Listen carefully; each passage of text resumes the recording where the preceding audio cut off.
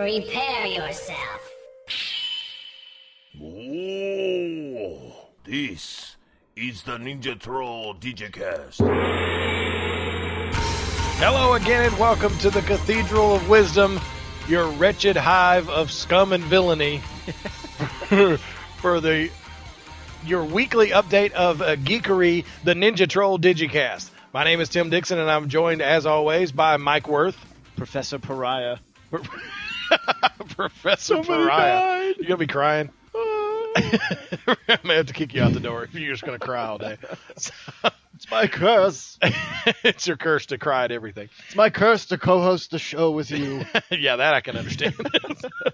How you doing, Timmy? I am doing well. We are really excited today. We're continuing on in our Exploring the Multiverse segment. We've gotten to the third part of Crisis on Infinite Earths, issue 7, 8, and 9. Biggies.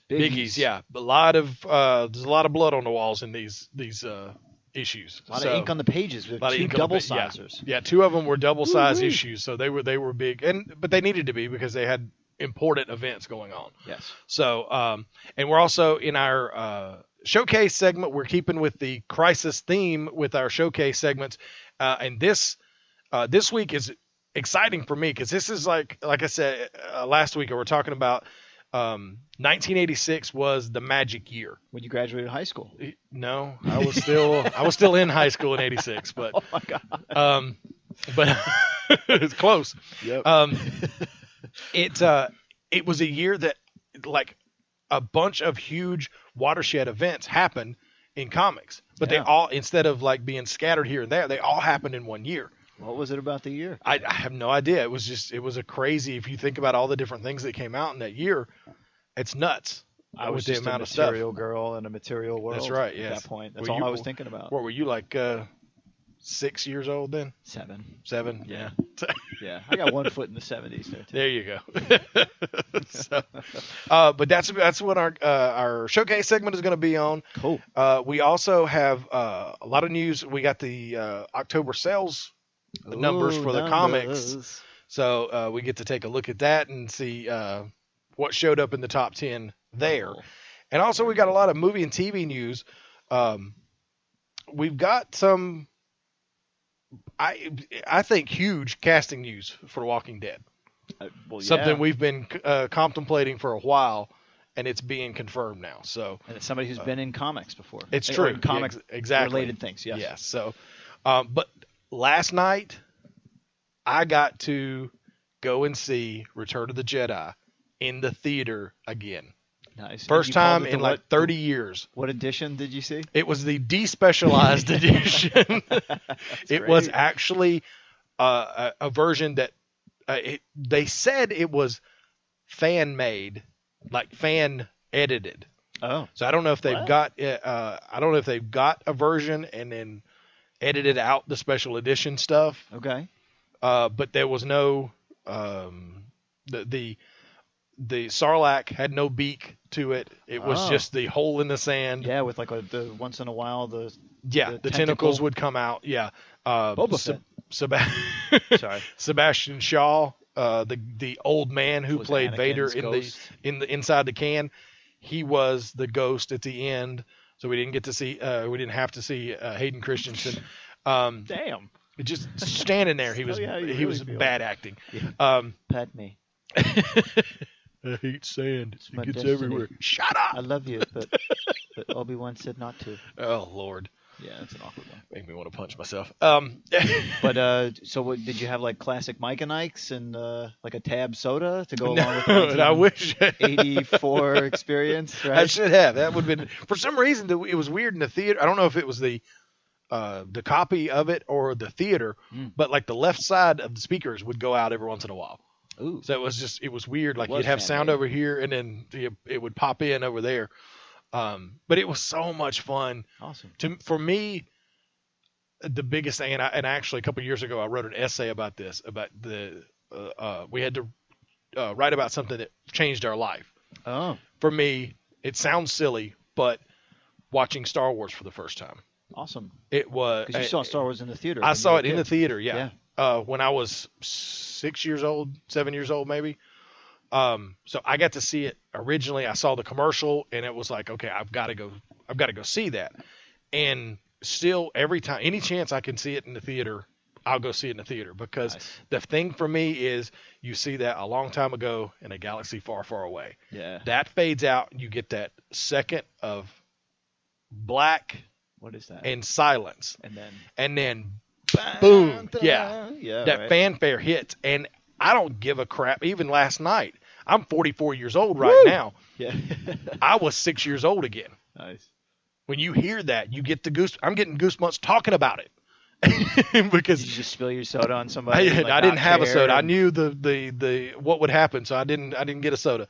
So you didn't do the do. You did the did before you had to do the do. I did, yeah, exactly. So I don't have to do the do. So you don't have to do the done. So, but it was so much fun to see it in the theater again. And the only thing that was that didn't live up, we were hoping that they would tag the trailer for the new one on the end of it. The international trailer, or the whatever, the or latest anything, and greatest. Anything, would have been great. We would have sat through and loved every minute of it. But it was a special screening that our friend Marcus from the 501st got how me did into. You come about this? He asked me if I wanted to go, and I was like, well, yeah, not a problem. Anytime I can see it in the theaters, I'm all for it. So some of the members of the 501st were in costume. There was one with an animatronic. He was an indoor trooper. So he had arrows sticking out of him, like the Ewoks had fired at him. He had a speeder bike trooper. He did. No, he was a regular trooper. Okay. But he had an animatronic Ewok that sat on his shoulder. That's awesome. And the Ewok's arm had a tomahawk, and it would move. So this Ewok probably weighed a good 30 pounds. So he was walking around with this thing on his shoulder all night. Damn. So yeah, it was impressive. So how do you sit in the movie like you're behind him? And he actually changed before he came in for the movie. So, but they had the little the little droid that's on the Death Star that Chewie yells at and it goes the other way. It's like a tiny little. It was like a Roomba. Yeah. It was like ankle size basically. Yep. It looked like a little dog. Yep. They had one of those there. That was a remote control, so a kid was running it around there. Awesome. Had a bunch of TIE fighters and a couple biker scouts. It was returned, so you had to have the biker scouts there. So those were the great. But it was so much fun to see it in the theater again. Awesome. So much fun. And I would, even if it had been the special edition, I would have been okay. The only thing in the Return of the Jedi special edition that bugged me was the song and dance number that was thrown in. Oh, at the extra. Yeah. With the lady with the long. Yeah. Yeah. So they wanted to do it. You've seen Lucas talk about how these are the things he always wanted to do and they couldn't pull it off. And, I think they even in those documentaries show their attempt at it, and you're like, oh, it's damn. I'm glad you didn't do it. Yeah, good cut. Yeah, but you had a little bit of that where she's singing and Max Rebo's playing the. I love that they named him that. Oh yeah. That circular piano. Yeah. And but so you get a little bit of that, but it just throwing that in, it seemed so over the top. In the special edition, it was like, okay, it doesn't add a thing to this. Nah. It's not, it's just 2-3 minutes before we get to the Rancor pit. Just throw her in the pit, let's go. It seems sad to say, but it's like, okay, it doesn't add anything to it. Well, maybe they were like, this is the gangster portion of this movie in science fiction. We've never seen a gangster movie with a song and dance number. Oh. So let's bring a little bit of the space vaudeville in there. Jabba is so disgusting. Seeing him on that big of a screen again is just like, oh my god! I know. Wow. And every take they spray him down, right, to keep him slimy looking. Slimy looking, and when he eats the thing, right, the little the little frog, out of his little thing, and he's smoking his pipe, and oh god, it's disgusting. And the noises, because that's what you forget, because you watch it at home and you don't have the volume nearly as loud, right. You watch it in the theater and it's cranked up, and there's just random noises that he makes that you go, wait a minute, did he just He's too. Yes, he just cut the cheese. That's why there's a hole in the floor. Yeah, he's blown it through. So, Awesome. but it was so much fun to go see it in the theater again, and I'm even more cranked up now to see the new one. So great. So yeah, that was what I did last night. I skipped the Flash, watching the Flash live. Yes, for that, we didn't. So. I didn't catch Flash either. Because we're getting it on demand. So yeah, we'll pick that up. I watched like 46 minutes of it, and then read what the rest of it was. So there you go. Unfortunately, I didn't get to see Zoom. Well, when I get home, I'll watch the rest of it, and you'll see the reveal. I'll see the reveal. That's good. Well, maybe we can talk about the rumors about Zoom's supposed identity. Yeah, because we talked a little bit about that last week, right? About my idea. Yep. But there's another idea that you ran across that could be interesting. Could be very interesting. Right. But this week, actually, I think yesterday, as far as I'm concerned, the original Incredible Hulk, Lou Ferrigno, yes, turned 64 years old. Wow. If I looked half or a quarter of as good as he looks at 64, I'll be overjoyed. Amen. That dude still looks like $1 million. And he's still jacked. Yeah, he's kept it up. Well, yeah. he's the Hulk. I mean, exactly. Yeah. I mean, even with if you brought him into a room with Ruffalo right now, people would be like, "There's the Hulk," and then there's that guy who's not the Hulk when he's Yeah. Well, because he played the real angry dude. He was the real deal. Yeah. Ruffalo doesn't. Maybe he moves around, but they CG'd CG'd his face to put on the Hulk, but it's still, like I said, Lou Ferrigno, that was the dude. Right. He was the Hulk for me. And growing up, I still there's some shows which you watch when you're a kid, they don't translate that well when you watch them again as an adult. Yeah, the Incredible Hulk does. Really? As far as I'm concerned, yeah, you can watch it. There's stuff that's dated, but you can still watch it, and it still hangs together as a good show. I just like hearing phones that have real bells in them. Oh, yeah. That's kind of scary. Like, what the hell is that? Yeah. What's that big thing he's holding to his ear? Right. There's a cable coming out of the bottom. What the hell? Yeah. It's curly. Yeah.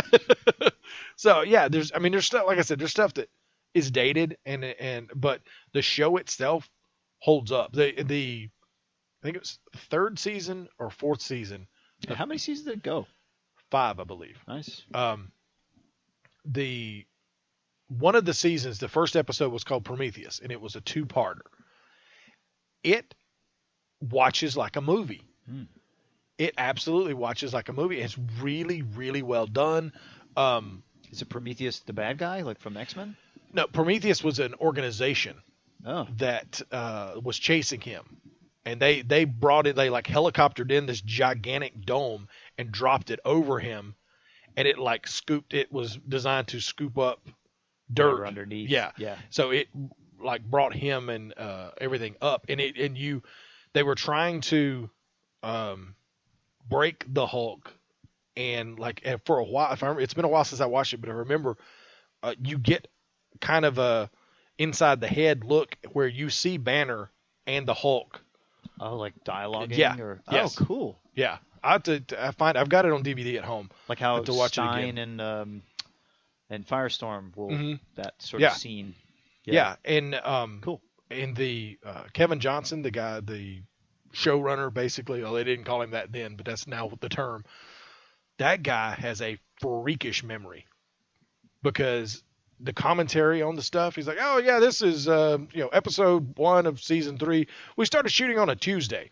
It was like about around we got there about around 7:00, and it's like, this is like, how do you know? Yeah, it's like 35 years ago. Yeah, when people recall environmental tactile details, that shows proof that it's a real thing. When they use more language that's sort of like whatever, they're making it up. Yeah. Now you know. Sorry, that was my little detective. It was crazy. It was like, so he does have a real good memory. Knew. Yeah, it's nuts. So yeah, he's talking about the weather, and like, oh yeah, I had a denim jacket on. It was like it was like Wednesday, and then I talked to Sally as I came in, and it's God, right, ham and cheese on marbled rye. Exactly. So, jeez, dude. But yeah, we talked to last week about a couple different things that we wanted to start a Kickstarter for. I know. We've got 5 now. Yes. What have you found out to do Mostly next? silly stuff. But obviously piggybacking off of our idea, the guys behind Mystery Science Theater 3000 Clearly. have stolen our idea and started a Kickstarter to restart the show. I'm telling you, Timmy, we should not be recording our conversations. I know. I know you want to have a radio show. I'm doing my air quotes. Yes. But that's what happens when we do this. See, we get ripped off. So, yeah, they have started a Kickstarter that now apparently there was some type of rights issue that was being decided. They didn't have the rights to the show. Really? I don't know. I don't know exactly what. Comedy Central or yeah, that's the only thing I could think. But it just said now that those are cleared up, but it didn't go into what those issues were. Nice. But they're starting a Kickstarter to restart the show. They're asking for $2 million to do 3 episodes.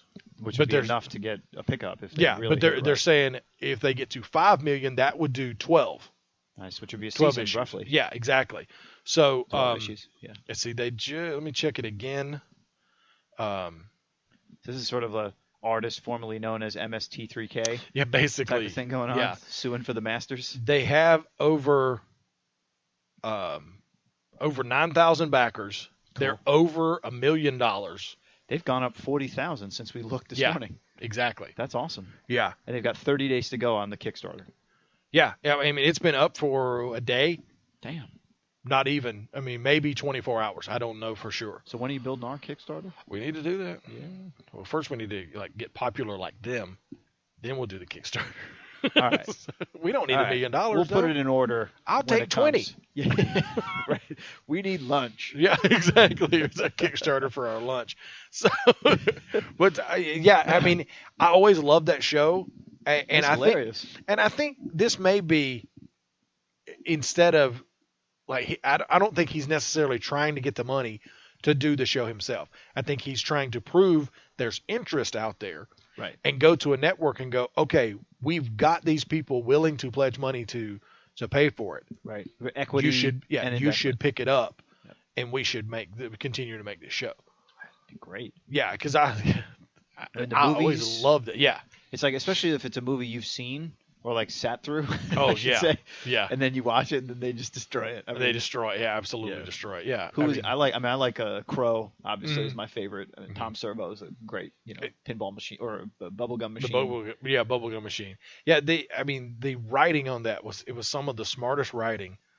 And you can just imagine them sitting around and watching this stuff and go, oh, okay, that just happened. So let's see what we can make out of that, and trying to come up with the different. And a lot of the jokes are just like really quick, said kind of not necessarily over the top, just like really softly. They just kind of lay it out there. Like a heroine walks on the screen and she's like, I forgot my makeup at home. I'll be right back. Yeah. Right. And then like she'll get vaporized. Yeah, exactly. Yeah. So yeah, it's so well. It's really well written. So I would not be upset if it came back. So let's start our 6th Kickstarter so that we can raise enough money to have the ability to donate to the Mystery Science Theater 3000 Kickstarter. There you go. We'll kickstart. We'll launder for the Kickstarter. We'll launder Kickstarter money. There you go. We'll be like, we were so generous this year because of your generosity. That's right. We'll keep an eye on that and see how they do. Like I said, they're over $1 million. Awesome. So they're halfway to their goal of $2 million. Yeah. So, and I think the different level Kickstarter will let you set different levels. Starts at like $10. Nice. Basically what they call the pat on the back. Yeah. A level. All the way up to I think a couple thousand. Nice. You get to be on an episode. Killer. So hey, if I had it to give to them, I would do that. Would it be on the 3 that they're trying to do, or does it have to be on one that's in the future? Like if it's picked up. Yeah, that's a good question. That would be the stipulation. Yeah. Yeah. I'm not going off of a maybe in the future. I want to be on the damn episode. Damn it. Yeah. So they may have like a steady stream of people that just kind of walk through. On, yeah. It's like stick your hand in Crow. Yeah. Make him talk. But let's transition right into our movie and TV news. Yep. Transformed. Was that good enough? Yes. All right. Again, Foley. Batman and Superman. We may be getting more footage before the end of the year. Cool. Again, it's they're slow. It's so weird the way they're doing this. They're slowly pulling that stuff out. Whereas like It's been good. I mean, yeah, the Luther stuff was a little. yeah, a little lame. but and the action shot that they put out a couple weeks ago, that was kind of crappy. Which one was that? It was yeah. See, that's the thing. Was that when they were face to face? No, it was supposed to be a fighting shot, but it was you could see Superman clearly, but Batman was just like a blur. So it was the crappiest shot. It wasn't that great. And it sparked some just weird like sort of speculation, which was nonsense about who that might have been. And stuff. Yeah, I wish they'd just put together a decent new trailer and just put that out. Yeah, and just do it. Quit talking about it. So, did you have a chance to watch? Oh, no, you can't watch Supergirl, can you? No, I'm gonna take your and Chris Carpenter's advice. I'm gonna get an antenna. Yeah. I'll take down all the tinfoil. It's not working, and we'll get it working. You can keep your tinfoil hat. So, it's true because after reading this week's crisis stuff, I think people are trying to tell me something. So, but we got to The see. Monitor has a plan for me. He does. Yes, he told me. We got to see Big Blue this week. Just a flash of him. You don't get to. It's going to be a different Superman on TV. You just saw the guy. It was like as she passed out, he came in to help. And it's not Henry Cavill, right? You don't know who it is. Oh. It's just you see a cape, a blurry cape, and like dude in blue, and that's all. Wow. So you have no idea who it is, who's playing it, or what's going on. And I don't think they're going to give you an actual straight up appearance of Superman in the show. It's not going to happen. Right. That'd be huge. It would be huge, yeah, but it's not. I don't think it's going to happen. But I'm starting to have a problem with the show. What's that? It's kind of written like a Teen Nick show. It's very simplistic and very it's written kind of like Victorious, where everything's very simplistic and it's all. And I mentioned this on the pilot that they kind of did the over the top, like hammer you over the head with the hey, she's just a girl, but she's strong, yay, kind of crap. And they keep doing that over and over again. And she keeps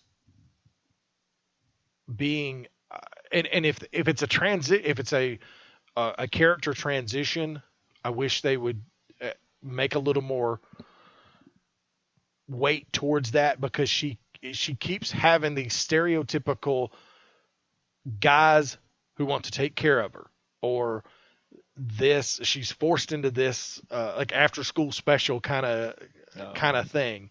Oh man. And it's not being written smart like Flash and Arrow is.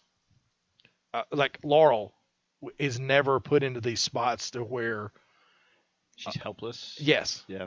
And she's not even super. Yeah, and Supergirl is super and is put into these spots to where it's almost just stereotypical kind of, oh well, she's being marginalized because she's a girl, but she's strong, and it's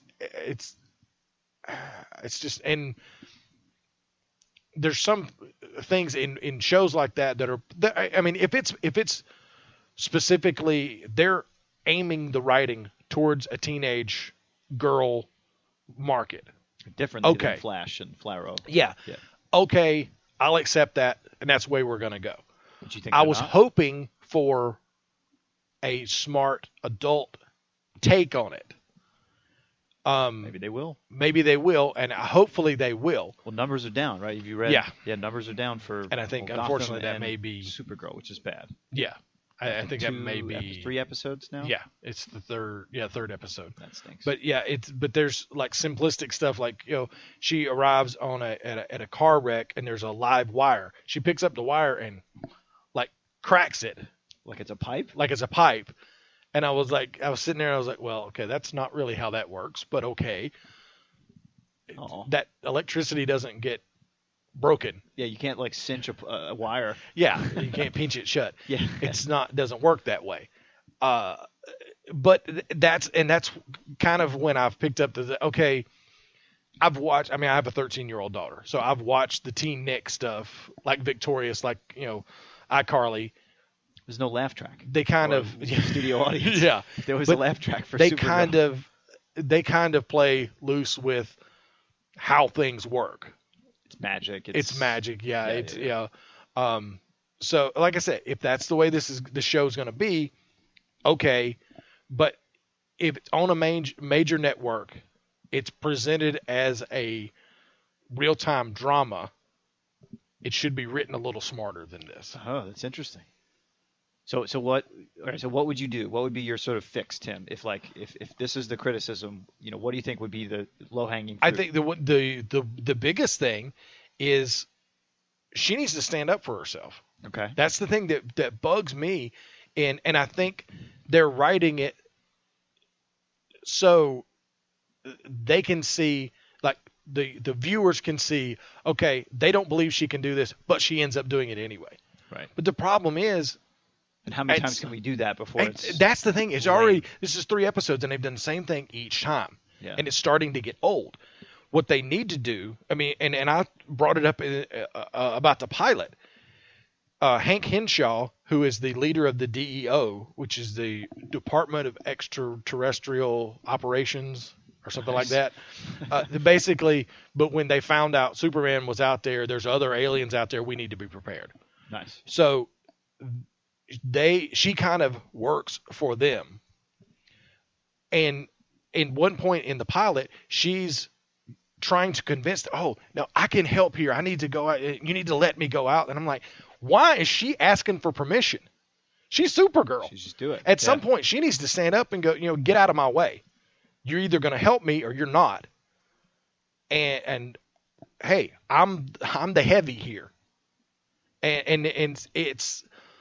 Do you think that though when the Flash got started, did he have similar, like growing up? Because like he didn't have powers for a while, and then he sort of we had to see that unfold, like where Barry was an idiot and a kid. Yeah. And then he got progressively serious as he got used to doing what he could do. Yeah. Do you think that may happen? I hope it does. I really hope it. I want this to be successful. I want it to. I want to be able to watch it and not sit there with this look on my face. And you think that's it? Is there anything else that's like a CG kind of? No, the CG looks great. Looks great. It looks fine. I mean, it's the hero villain. Do you think they could? I think they're going good with villains. Yeah, because they actually used Reactron, who is a Superman villain. Well, actually, I think it was more of in the comics it was more of a Supergirl villain, but in the show he was Superman's villain, and Superman had trouble defeating him. So that was the thing. For the third time in 3 episodes, they had people going, you can't beat him. You can't. Superman had trouble with him. You can't beat him. You can't beat him. And so it's there. I've got no problem if you put the hero as an underdog. That's an age-old story that has been. I mean, you kind of have to have a character, have a villain that can do damage to the main character, so or else sense of danger. Yeah. Yeah. There's no sense of danger. You don't care. I mean, and that's the problem with writing Superman. Is you have to create villains that that pose a threat to him, right? But the problem is they're dipping into the well each time, and it's not we're concerned about you. It's like everybody's trying to protect her, and she's Supergirl. Yeah, it's like. I don't know. It's striking me wrong. I hope it changes. I hope because I want it to be very successful. Emma loves it. So maybe if that's the target audience, that's what, and like I said, if that's what they're aiming for, right, that's fine. I was just under the mistaken impression when I went in that it was going to be a smart adult show and not, I mean, just hearing what you're saying, here's my read. I think that, maybe they haven't yet figured out how to bring in that audience that Emma's in, right? That sort of age group. because they have below, right? They have the superhero girls, sort of TV show, very much like Monster High and that sort of thing. Addie loves it, right? It's perfect for her demographic. But maybe when you get to Emma's age, like maybe Flash and Arrow are okay, but they're not quite. They might be a little old too. Like, is there some stuff that happens in Flash and Arrow sometimes that you're like, whoa, Emma, let's make believe. No, you're good. No, yeah. You're just she loves Flash. I mean, so I wonder though, are they trying to hit in that area and then they grow into it? I mean, I don't know. I mean, I'm always thinking from the marketing perspective, what would be the best way to sort of bring in. And I think the thing that bugs me is, and it's something that bugs me a good bit in Hollywood stuff, is the way female characters are written. Because, like, going back to the first X-Men movie, if you watch that, Jean Grey, who is one of the most powerful X-Men, right, and Storm, also one of the most powerful X-Men, were saved multiple times by the men. Oh, that's interesting. Jean Grey had to be saved from a loogie on her face. She's one of the most powerful telekinetic people in the world, but she had to have Scott come and get a loogie off her face. Well, yes. So maybe this is the same thing. Maybe it goes into that progression because Jean Grey took her for a while to sort of become confident. Right, her parents threw her out. You know what I mean? Like she kind of came in and she had that '60s vibe early on, and then they made her more interesting. And then when Storm and that second team burst on the scene, I think they had a sort of another opportunity to sort of ramp up a character. Yeah. Because I mean, they didn't know. You know, in '94 when they came out, you know, they have this African American goddess, right, who controls the weather. How's that going to go over? You know, and I guess they wanted to see how it would go, so they made her a little timid, and then they grew into big badasses. You know, where one had a mohawk, and then one became the Dark Phoenix. And it was like, sheesh, you know. Yeah. So, but still, Storm had the worst line in the X-Men movie. What was it? Do you know what happens to a toad when it gets struck by lightning? Oh, God. Same thing. It happens to everything else. And I stopped and went, "What? That's the best you can come up with? You had writers working on that, and that's the best you can come up with? That's sad." But it's, I mean, the thing, if in the 4th or 5th episodes, she stands up and goes, "Listen, this is the way it's going to be. I'm Supergirl. You're good." And I think I'll be okay. That'll be step one. It'll be step one. She is as a character, is being too marginalized. She is almost as if she's not the main character of this show. Yeah, it seems like she keeps going. At the beginning of the show, she's low, gets confidence, gets back down each time. Be interesting to see what Emma thinks about that. Yeah. Like if she goes from that role into being tough, what's Emma's perception of that? Yeah. You know, like how does she like this new era of toughness? Yeah. Well, I don't think it'd be. Yeah. I don't. Yeah. It doesn't have to be toughness. It's just a confidence to be able to stand up and say, "Hey, I'm in charge here. I don't have to ask your permission." And that's the thing that I think one of the things that really bugged me is like, okay, why am I asking your permission to go do this? Who are you? I'm Supergirl. Damn it. Exactly. Yeah. So, I mean, I think it's obviously there's just two different approaches you can come at it from. Yep. It can be more of an empowering thing for a girl to watch. You can look at it both ways. I mean, I'd be so curious to see what she said if that change occurs. Yeah. 'Cause then then you kind of know, like, oh, it's interesting. I bet Emma might surprise you or may tell you what you already know. Yeah. Be good to see. Yeah. So I'm hoping it does happen. It's because I want it to be successful. I want it to be huge. So you just spent 15 minutes talking. I know. About Yeah. So I can't wait to see it because I feel like I'm so out of the loop. You know, I mean, I'm trying to like deduce what you're saying, but if I saw it, if you haven't seen it, 10 seconds. Yeah. Right. You just sound angry. Yeah. Well, I'm nerd raging. I nerd rage occasionally, so there you go. But off of the Supergirl now, Justice League Unlimited, the animated series. It is being released on Blu-ray. Ooh. Actually, yesterday it was released on Blu-ray. So that, I mean, I always loved that show. They had a steady stream of different animated series that were just extremely well put together. I didn't know there was a Superman the animated series. Yes, And a Green Lantern the animated series as well. I didn't remember the Green Lantern one. Yeah. Is it the was it a couple years ago? It was like off the success of a Batman animated series. Oh, that was back in the 90s. Yeah. The animated series was 2011. Yeah, I remember that. I They couldn't had the same 3D. I couldn't get into the animation. It just looked odd to me. It looks very much like it's 3D. Yeah, So it's yeah. like they all look it's like computer generated. they all look like instead the of- Kenner dolls. Yeah, they do. Yeah, it just I couldn't get into the animation look of it. So I watched like maybe one episode. But yeah, I just couldn't. You tried your vegetables. That's I good. did. Yeah, exactly. And then we had regular Justice League, which was good, and then the Unlimited This series. is Justice League Unlimited. Yes. And then there's that Frontier that we were talking about, the new Frontier. Yeah, that was a movie. That was a movie. Yeah, that was a Okay. movie. It wasn't a series. It was a movie. So.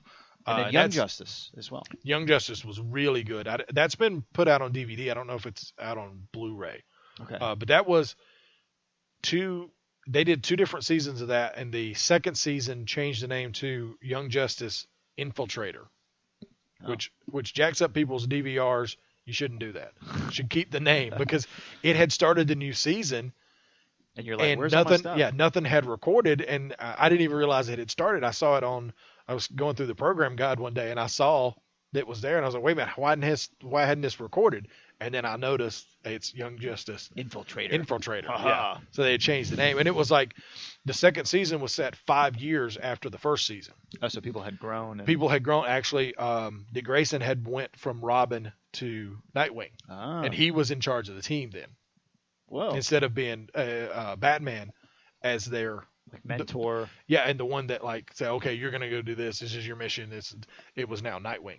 That's awesome. Yeah, it was cool. The X-Men Age of Apocalypse trailer will be attached to the Star Wars The Force Awakens. Nice. So that, I mean, hey, you talk about targeting the right market.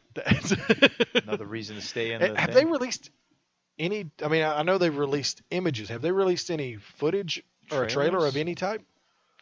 I mean, other than that desert scene, I guess, that we saw. Where did we see that desert scene where the 4 horsemen show up? I didn't see that one. That was at the end of one of the movies. I forget. But it's not. But it hasn't been a trailer for Age of Apocalypse. No, not that I've seen. I don't think. Yeah, I don't think so. When I read this the other day, I started to think. I don't think we've seen a trailer at all for Age of. We've seen pictures where Apocalypse looked really crappy, Yeah, which is they this- fixed. Is this one? Oh, That apparently, can't be right. apparently there is one.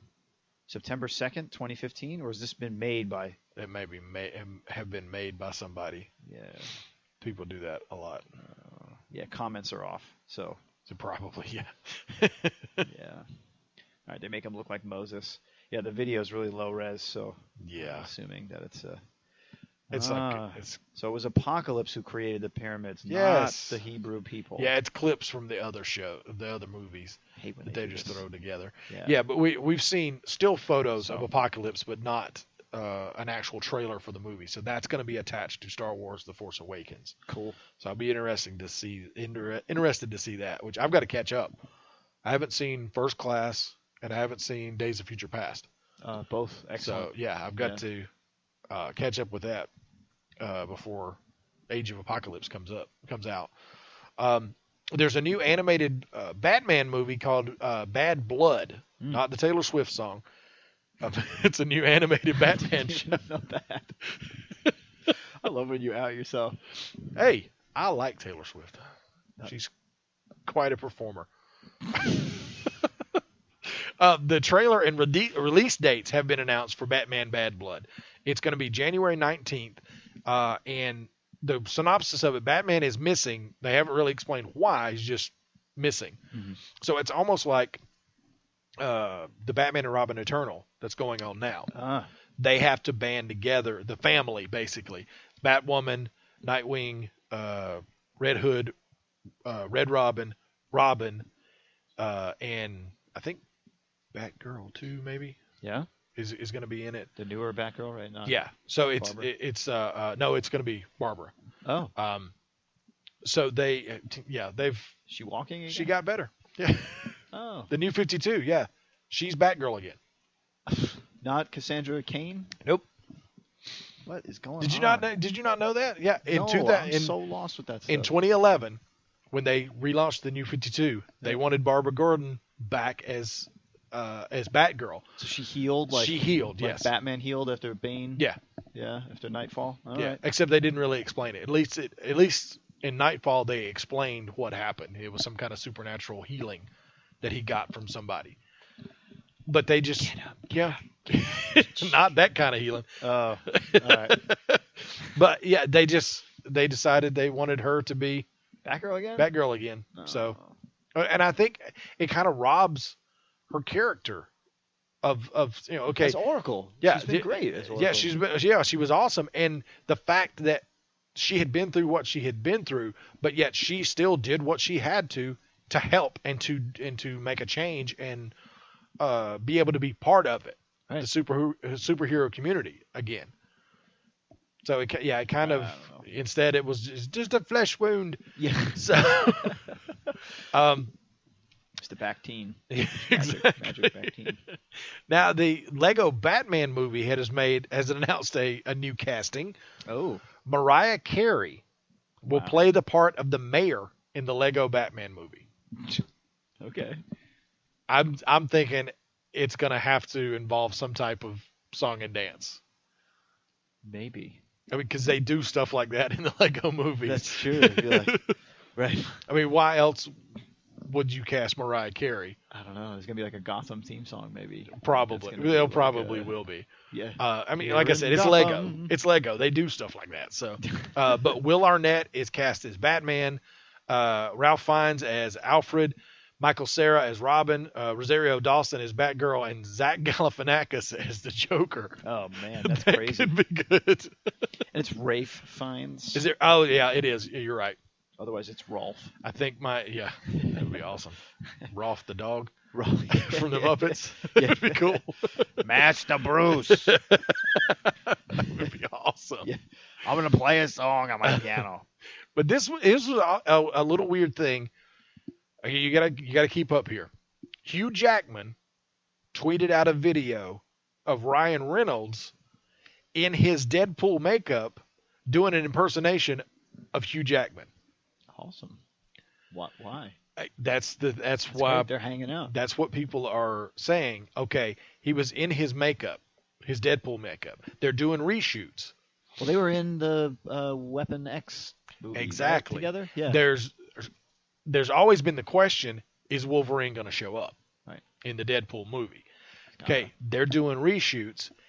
He posted a video of Ryan Reynolds in makeup, so obviously he's on the set. Why else would he? I mean, he's not going to sit at home and do the. I mean, it's It still looks full like on, Freddy Krueger. full on jacked up. Yeah.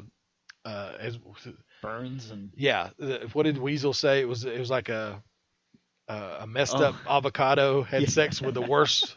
I can forget now what it was, like a topographical map of Utah. something. Yeah, exactly. Yeah, yeah. So he's like full on makeup, God. just jacked up Forgot about that. face, and he's doing a really bad impersonation of Hugh Jackman. So the big thing is like, okay, is he on set doing reshoots for Deadpool, and they were messing around. And or on social media. or did somebody like Ryan Reynolds just sent that video to Hugh Jackman and he thought it was funny, so he posted it. Who knows? Exactly, Who but knows? It'd yeah, be great to know, or maybe though. they just wanted to stir everybody up, so they did that. Well, we're mentioning it, so we were So properly we are stirred. Yes, we are stirred That up. is the straw. So We I are- think we are the I drink. think it would be really cool if he did show up. I don't know if that's going to happen, but if he just makes a cameo, I mean, So was he impersonating Wolverine, or was he impersonating Hugh Jackman? Hugh Jackman, he was doing really Oh, bad Australian Australian accent. Yeah, it Oh, was that's bad. great. It was bad. Oh, was it bad? Oh, all right. Yeah, it was, I mean, I think it was supposed to be bad. Oh, was it like shrimp on the Barbie type? Yeah, level? yeah, and it was like it was like every stereotypical Yeah. Aussie saying that you could come up Yeah. with. Good night, Mike. So yeah, so it basically it could mean something. It might not. That's not a knife. And from the Flaro world, Stephen Amell has teased a face-off with another Wilson on this season of Arrow. Not Slade. Wade. No, that would be Deadpool. That would be... I'm like, that'd be great. Yeah.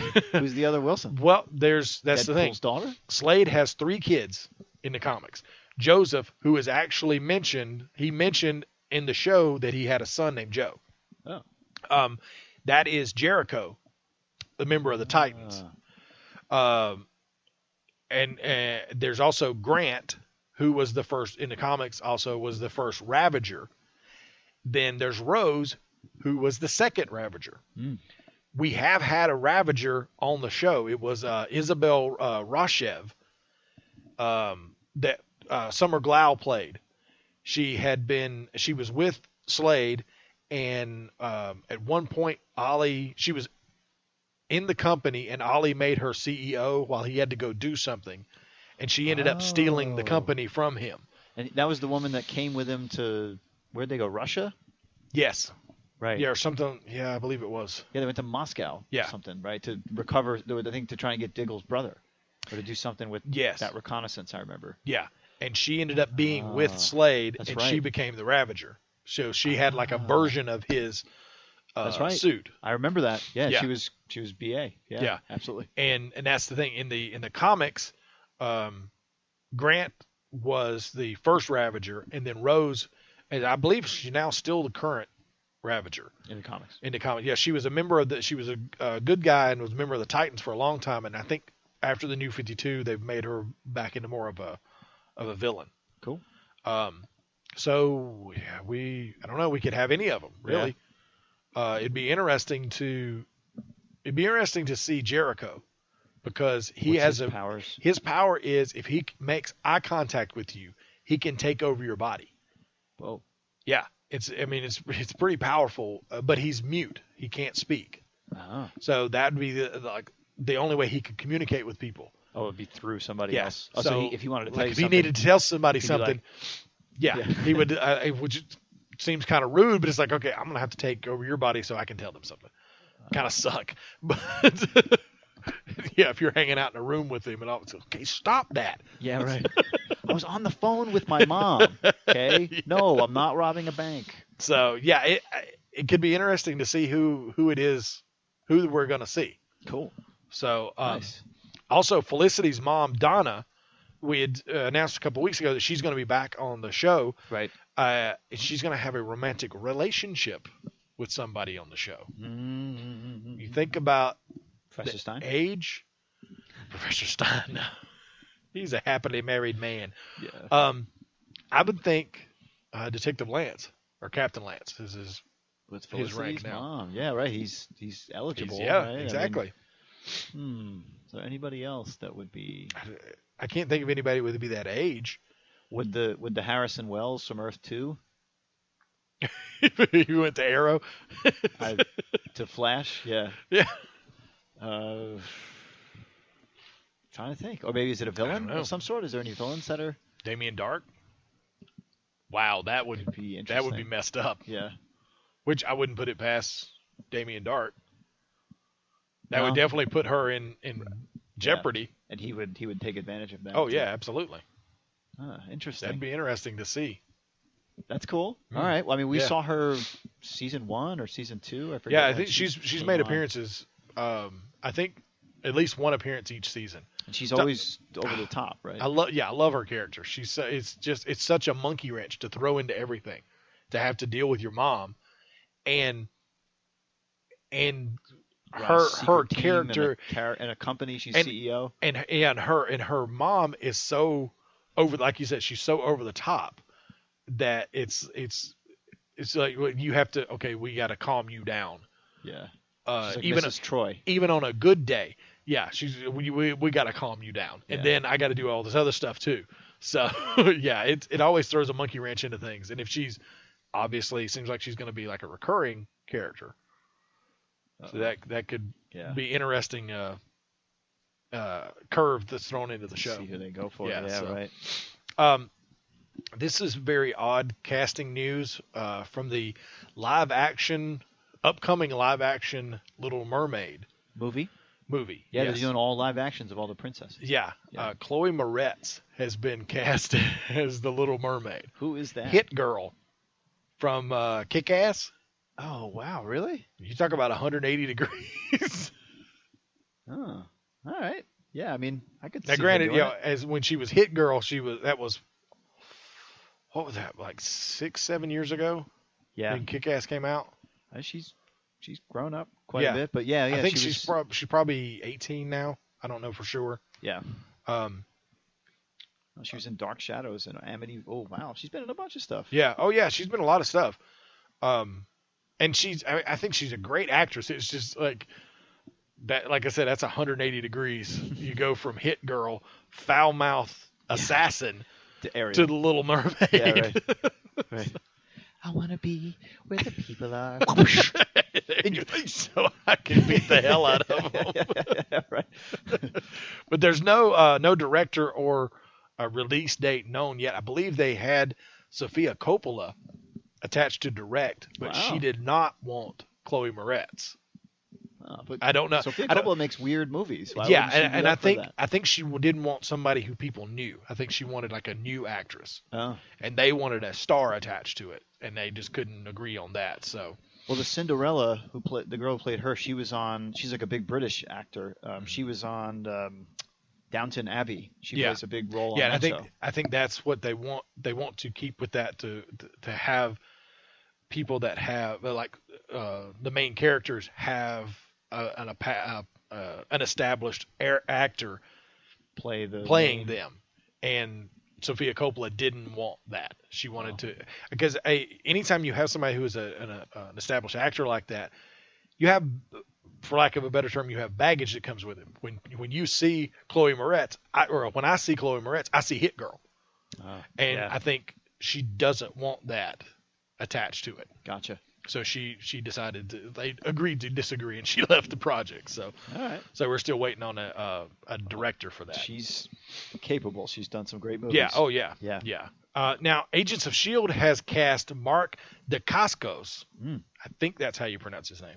I've been a fan of this guy for a while, and I've always avoided pronouncing his name because I'm not quite sure how you pronounce it. Shudder when he's on your attendance. Basically, yeah. So he's been cast as Mr. Guerra, which is a recurring character who's reportedly the new head of security for S.H.I.E.L.D. Oh. This guy he's been in martial arts movies for 20, 30 years. He was in you remember the Crow Stairway to Heaven? I think it went straight to video. Oh, I know this guy. That guy, exactly. He was in Only the Strong. Right, That with the was- capoeira. That's jam. one of my favorite. Paranauê. That's one of my favorite Paranauê, martial art Paranauê. movies. Oh, he was Is Only the Strong. awesome. Yeah. That was such a great movie. Yeah. Yeah. So yeah, I'm interested to see him. He's going to bring a definite action vibe to the show. I mean, He's the chairman on Iron Chef. yeah, Because his grandfather, I think, was who like produced the Iron Chef Okay. in Japan, hmm and I think he took over for it. He always does. Like he'll be like, "This is Iron Chef." And he does like some martial arts move. Yeah. He's a very talented martial artist. Oh So, yeah. Well, yeah, he was a champion before he got into acting. nice. I think it was several-time kung fu world champion. Oh well. So yeah, he's The no movie pun I know him intended, from he's got is chops. Capoeira. Oh, yeah, right, which yeah. is you don't just learn that. Exactly. It's Yeah. Very Yeah, so- cool. Well, he'll be a great addition to Agents of S.H.I.E.L.D. Oh yeah, Maybe absolutely. I'll watch it again. Yeah, All I right. got to catch up. I'm a couple episodes behind. I'm a couple seasons behind, so I Yeah. gotta catch up. Well, apparently the new Inhuman Lash. I think the next episode that I have to watch, there's a big reveal on who he is. Oh. So it's like, it's like when I see stuff about him, it's like I have to look away right quick and go, okay, can I actually look at that one? Is it going to spoil something for me? Yeah. So I need to watch and see if I can catch up because I want to know the story behind him. Yes, please do that for the Yes. both of us. Yeah. Full report. And the big news that we were talking about at the beginning of the show, casting news for The Walking Dead. We've been talking about this for a while. whether they were going to bring Negan into the show. They have now announced Jeffrey Dean Morgan has been cast as Negan. Awesome. Jeffrey Dean Morgan Yep. played the comedian in The Watchmen. Yep. So Good cigar chewing. Yep. Foul mouth. Yep. Underage. They got the foul hero mouth grabbing. Yeah. Yeah. I think it's really good casting. Yeah. Yeah. I think it will work really extremely well. Right. So And what's Negan's temperament like? Can you give us sort of like is he charming? Is he? Yes, he is very charming, but he is foul mouthed constantly. I mean, literally in the comic books, almost every other word is the F word. Wow. So he's how Tony they're Montana. gonna do that in the show, I don't know. But he's very charismatic, but he's definitely evil. Is he I mean, easy to you anger? know. Is he, Oh yeah. yeah. Oh. Yeah, if you don't do what he wants, there's going to be consequences, and they're going to be very fast consequences. So, and still, I haven't watched this past week's episode, but apparently we still don't know about Glenn. Yeah, I did. We don't. Yeah, we don't. Okay. Yeah. We wondered about Glenn. Yeah. As did characters, but nobody's okay. returned yet. Okay. Yeah, we did see Daryl in the woods with the bike. Which Okay. is now not running. He's walking it. Oh. So something happened. But we did not see Sasha or Abraham. So They were in the car leading the herd. Yep. Okay. And about half the herd came to Alexandria. Oh Yeah. boy. And but it's Yikes. holding. The wall's held. holding. Yeah, but there's only so long it's gonna hold. Yeah. It was an interesting episode. They're digging into other characters, and things are starting to, like the people who live in Alexandria, are starting to change. Yeah. So But there was I saw a lot of people complaining about the Morgan episode. really, why? It was Yeah. great. Yeah, it was a good it's- breather. We said. That's the thing that I always look at it is like, okay, not only is it a breather from the really intense stuff that just happened, but it also, you have to give backstory. You have to. Morgan just showed up. Yeah. Yeah. I mean, that fills in a lot of stuff. And it's also an episode that, like I was saying, is completely fueled by his performance. That guy just nailed it. Great. Killed Yeah. it. And he was in Snatch. Yeah, he was one of Was the, he? Okay. the two like lower level jewel thieves from Okay. like downtown London. Yeah. One thing that I thought was great about the episode was that, and I give out about backstory episodes in general, is there's really haunting moments when you see them pass the terminus signs. Yeah. Or other things that characters have been at. Yeah. And you see it destroyed and sort of post, and then they're yeah. like, damn. And You you know know what's gonna exactly what happen. happened Yeah. at that moment. And they're like, whoa, what's going on? And then they go in the right So direction. you know more than they do at that point. And So, you're just, yeah. and it's haunting. For me, that's incredible. I think Yeah. that's a real value in that kind of storytelling. Yeah, and it hangs on the writing, and it just like we were talking about Star Trek being better served as a TV show than a movie. Having an ongoing series like that gives you that luxury. Right. You can have something, you can kick back a little more and tell a longer story that way. You can take an episode to use it as a palate cleanser also, but to fill in this backstory and have an incredibly emotional story that gives you a little more insight into the character itself. I agree. I think it's a great way of doing things, and I think The Walking Dead's doing it really well. I think, with Walking Dead, though, you get a certain crowd, and that's just to see zombie gore. Yeah, there's some people that they're just there for the zombies. That's it. And that's it.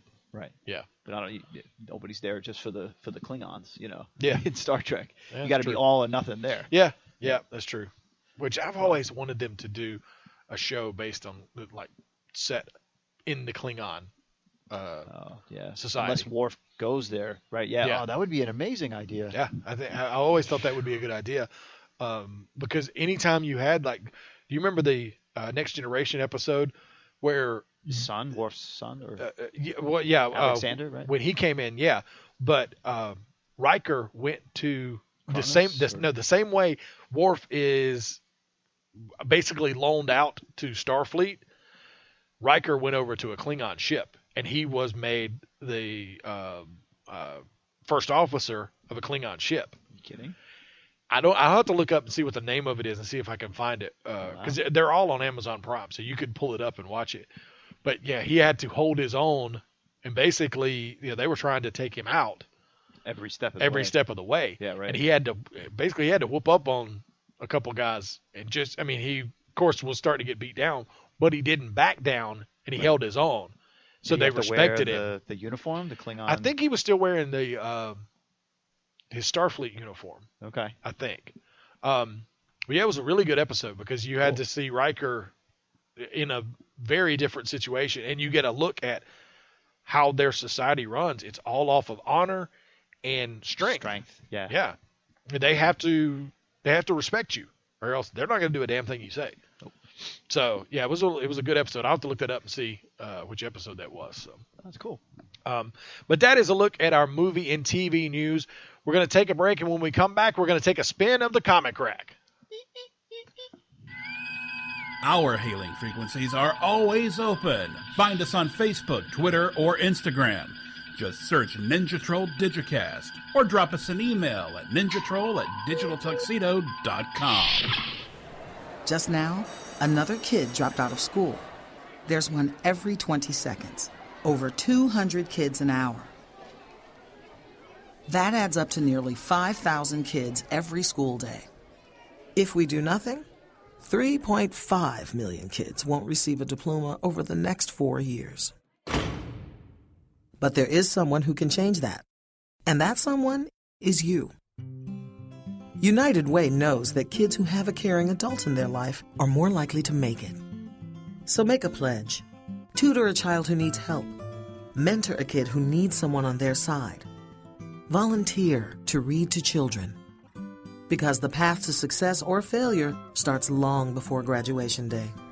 And the difference between a graduate and a dropout could be you. Take the pledge to volunteer now at unitedway.org.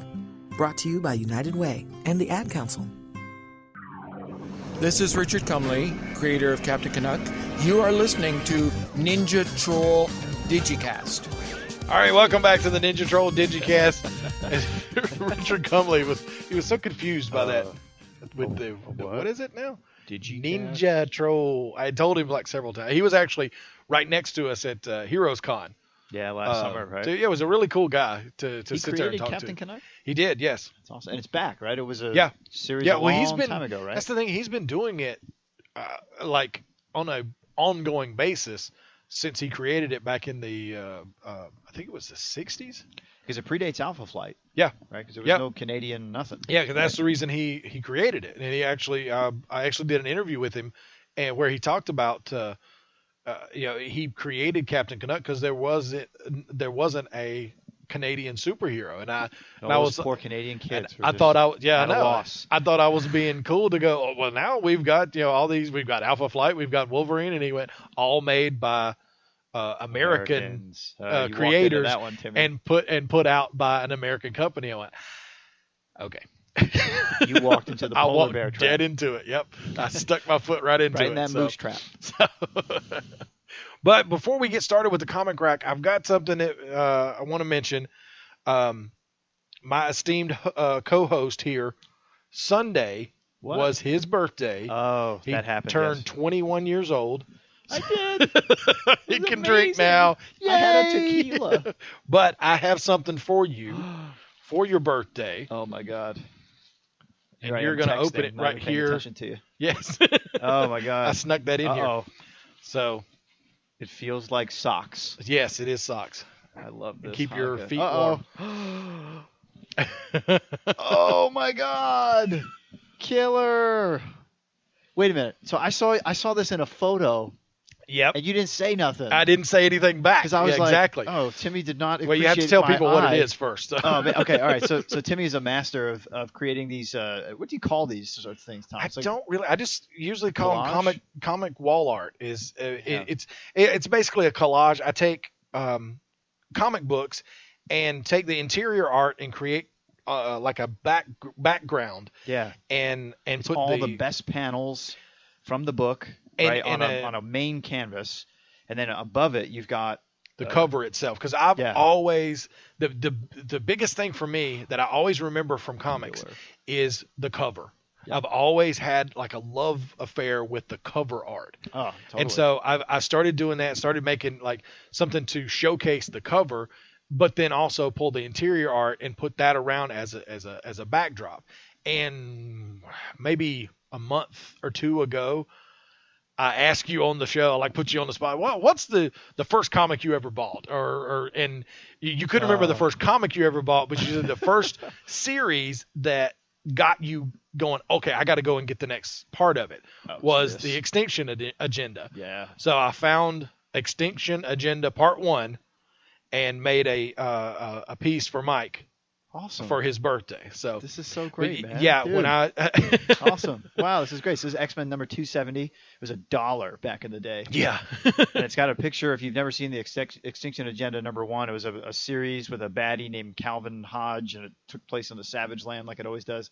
You've got Havoc. Yeah, Havoc. Yeah, okay. sort of like there's this super force of bad guys trying to kill the X-Men. And you got Storm, Boom Boom, and then this is what's his name? Warlock. Okay. Is the sort of shapeshifter character. So this sort of blends all the greats. And you've got the New Mutants. You've got Cable kicking in the door saying it's time for the New Mutants. The New Mutants workout. Oh man. So yeah, awesome, Tim. And the other right before Halloween, I posted a picture of Emma's. Emma made her Flash costume. Yep. Like she got a shirt, but the rest of it she made herself. Awesome. So I was proud of. She looked awesome in it. So I took a picture and posted it. And Mr. Eagle Eye over here sees in the background, hey, somebody's reading Extinction Agenda, and I was like, oh crap. So here I am thinking like, wow, Timmy has. Not only does she eat her vegetables every night, but she is I make her read that stuff. The greatest from the classic age. Oh man, dude, thank you. This is really wonderful. Absolutely. Awesome. Happy birthday. All right, because I was about to clown you for not getting me nothing, 'cause I got you something. So good for you. Way to go, Timmy. Oh. Yeah, I had to wait and reveal it on the air. So. Oh man, Jim Lee cover. Yeah, this is killer. Yeah, it was some good stuff, and it was a lot of. It's hard to do 2-page spreads. So yeah, there was a couple that were really awesome, but they wouldn't really fit. Yeah. A 2-page spread is not going to fit there. So. Oh well, you got all the best moments. I mean, it's Jim Lee, so it's going to be everything's art. Awesome. Yeah, really killer art. It was great. What sort of pains me slightly is I remember having to go out and buy when I first got this comic. It was the second printing because it was still it was so everybody wanted it. Yeah. And back then you couldn't get first issues easy. There was no eBay. There was no nothing. Yeah, exactly. Yeah. So like I still have it home, and I still have it like boarded and bagged and everything. The second printing, like a big toolbox. Yeah. So the fact that you've knifed up the first printing makes my toolbox a little shinier red. There you go. So thank you, Timmy D, so much. Absolutely. This is wonderful. Oh man, this is so going in my bathroom. Awesome. It's been flagged. Very cool. Well, you guys, you got to check out Timmy's stuff. It's Kapow Comic Art on Facebook. Yeah. And you can see, I mean, Timmy will, if you give him a comic, I mean, he gets the white gloves out. Dude, I love it. It's so much fun because I feel like I have had this love affair with comic book art for so long, and it allows me to pay homage to it and like I said, I've always loved covers. That's the thing and that's part of what the whole variant cover thing is kind of bugs me because I want one definitive cover. Right, that you remember forever. Yeah, I don't want 6 different ones. That are all good. Yeah, right? they're all good. Great artists. But it's like I want one that is this is the cover of the book. Right. And that's I haven't done a glossy one yet. Because like in the late 90s, everything kind of transferred from newsprint to glossy stuff. Right. But I really love that ink, the newsprint with the ink. By the time I I get finished with the project, my hands are black from the ink print. It's so much. I like it so much better. I'm almost afraid to do a glossy because it's just not going to have the same. Yeah. It's not going to have the same feel to it. Oh man. So I should have known because you were like, oh man, working with 90s Marvel is such a fun.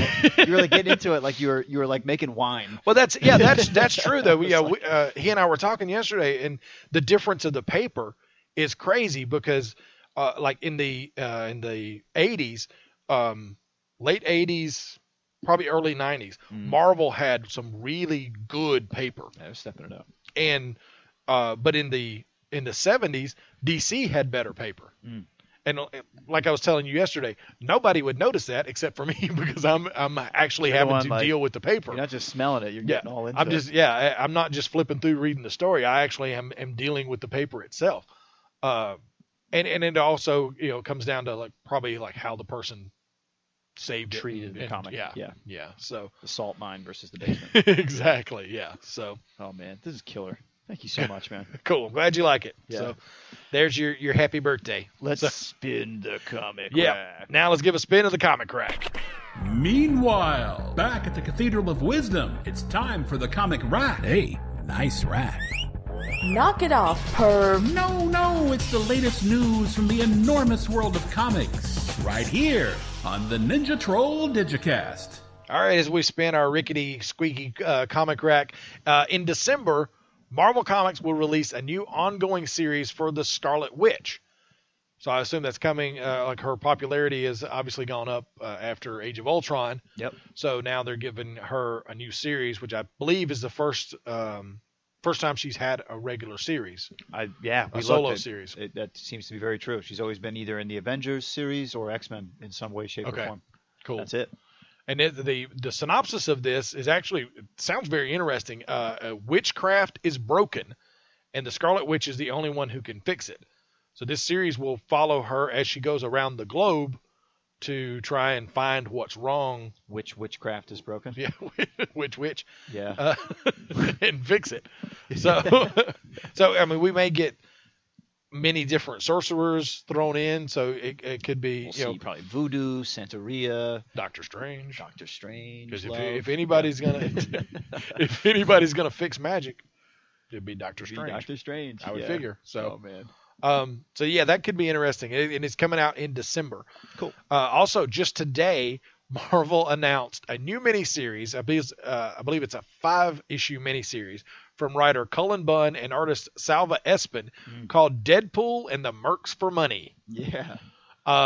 It's keeping up with Deadpool now, right after Deadpool number 1. This will actually come out of the events in the regular series. So this is not like a outside of continuity, like Return Thanos and Return of the Living Deadpool, which awesome. was really funny series. That sounds fantastic. So this is actually in continuity coming out of his regular series where he's in the Avengers.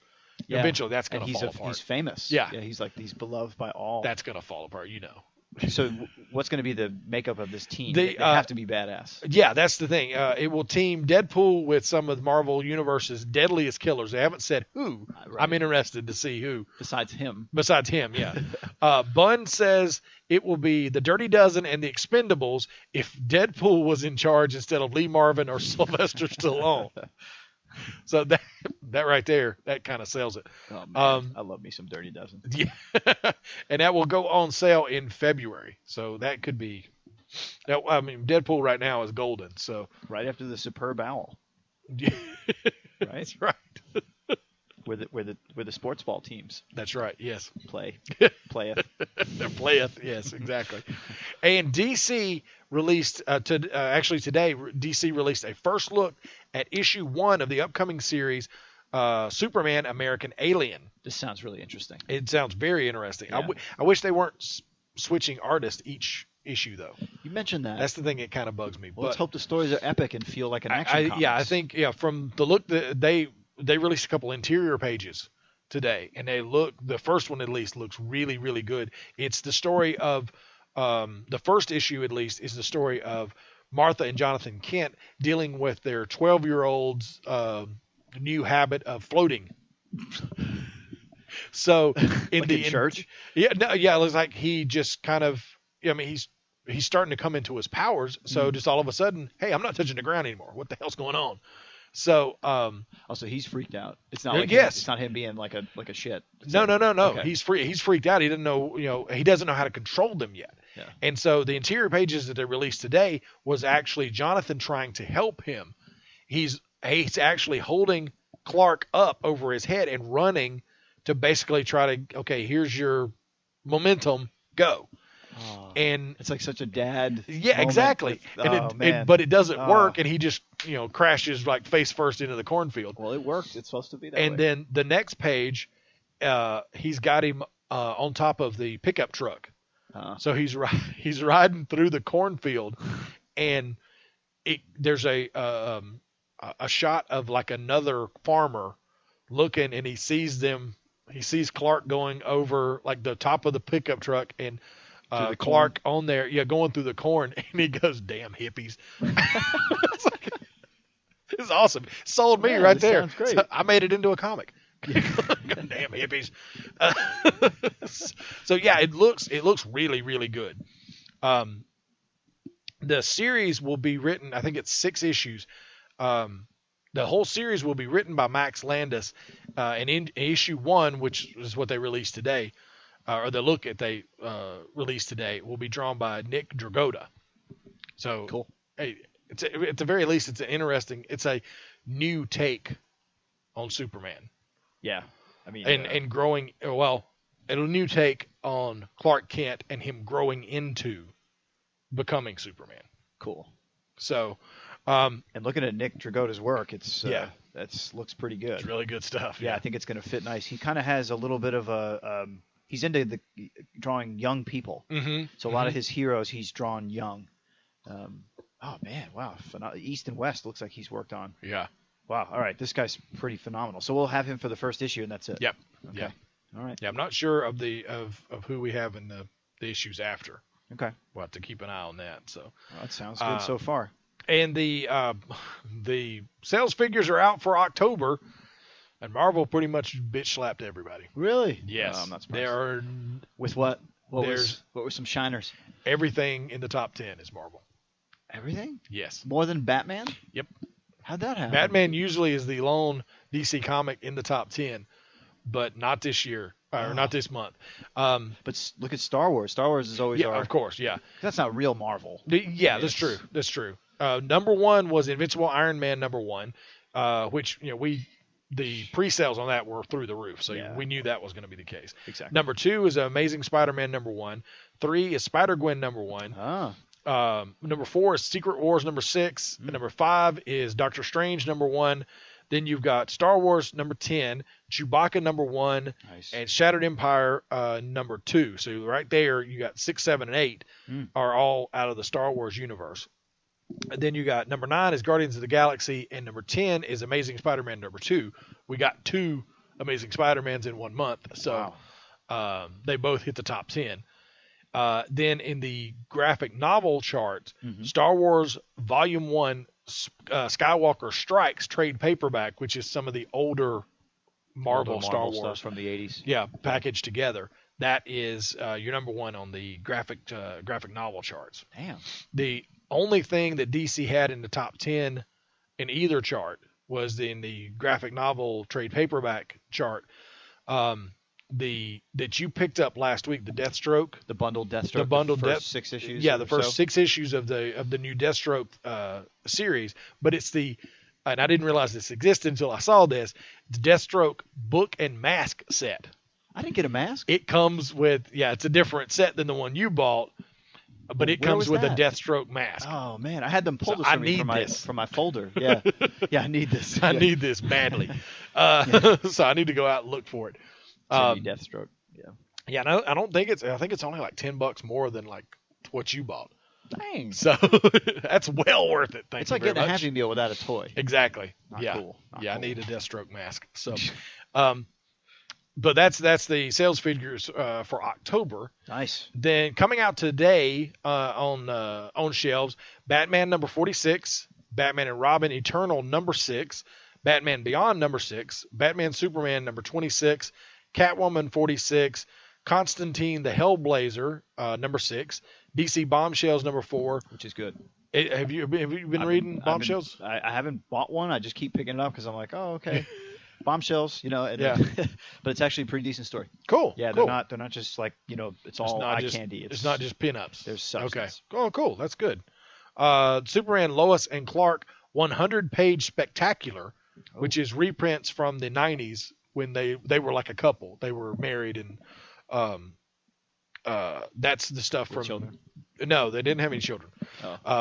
Just watch the TV show. Just the TV show, yeah. Justice League Bundy. Justice League Darkseid War Green Lantern #1. Oh God, all these offshoots. Exactly. That comes out. Justice League Darkseid War Shazam #1 also.